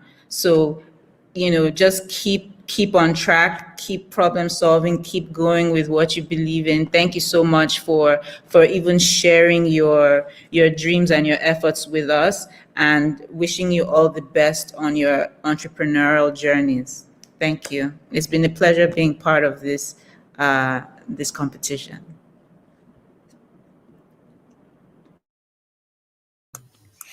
Okay, guys, so if it wasn't already clear, Waste Zone came in first, and in second and third, we had both Alive 365 and honestly, we don't know who's second, who's third. I think it was still a debate. We didn't really agree whether Kevin or Samuel was second or third. But all three of them are absolutely amazing. Thank you, everyone, so much. Thank you, judges. We really hope that everyone stays tuned to all future events. This will be posted. Again, founders, the feedback from the judges will be shared with you. Thank you, everyone, so much for joining. Until next time, bye.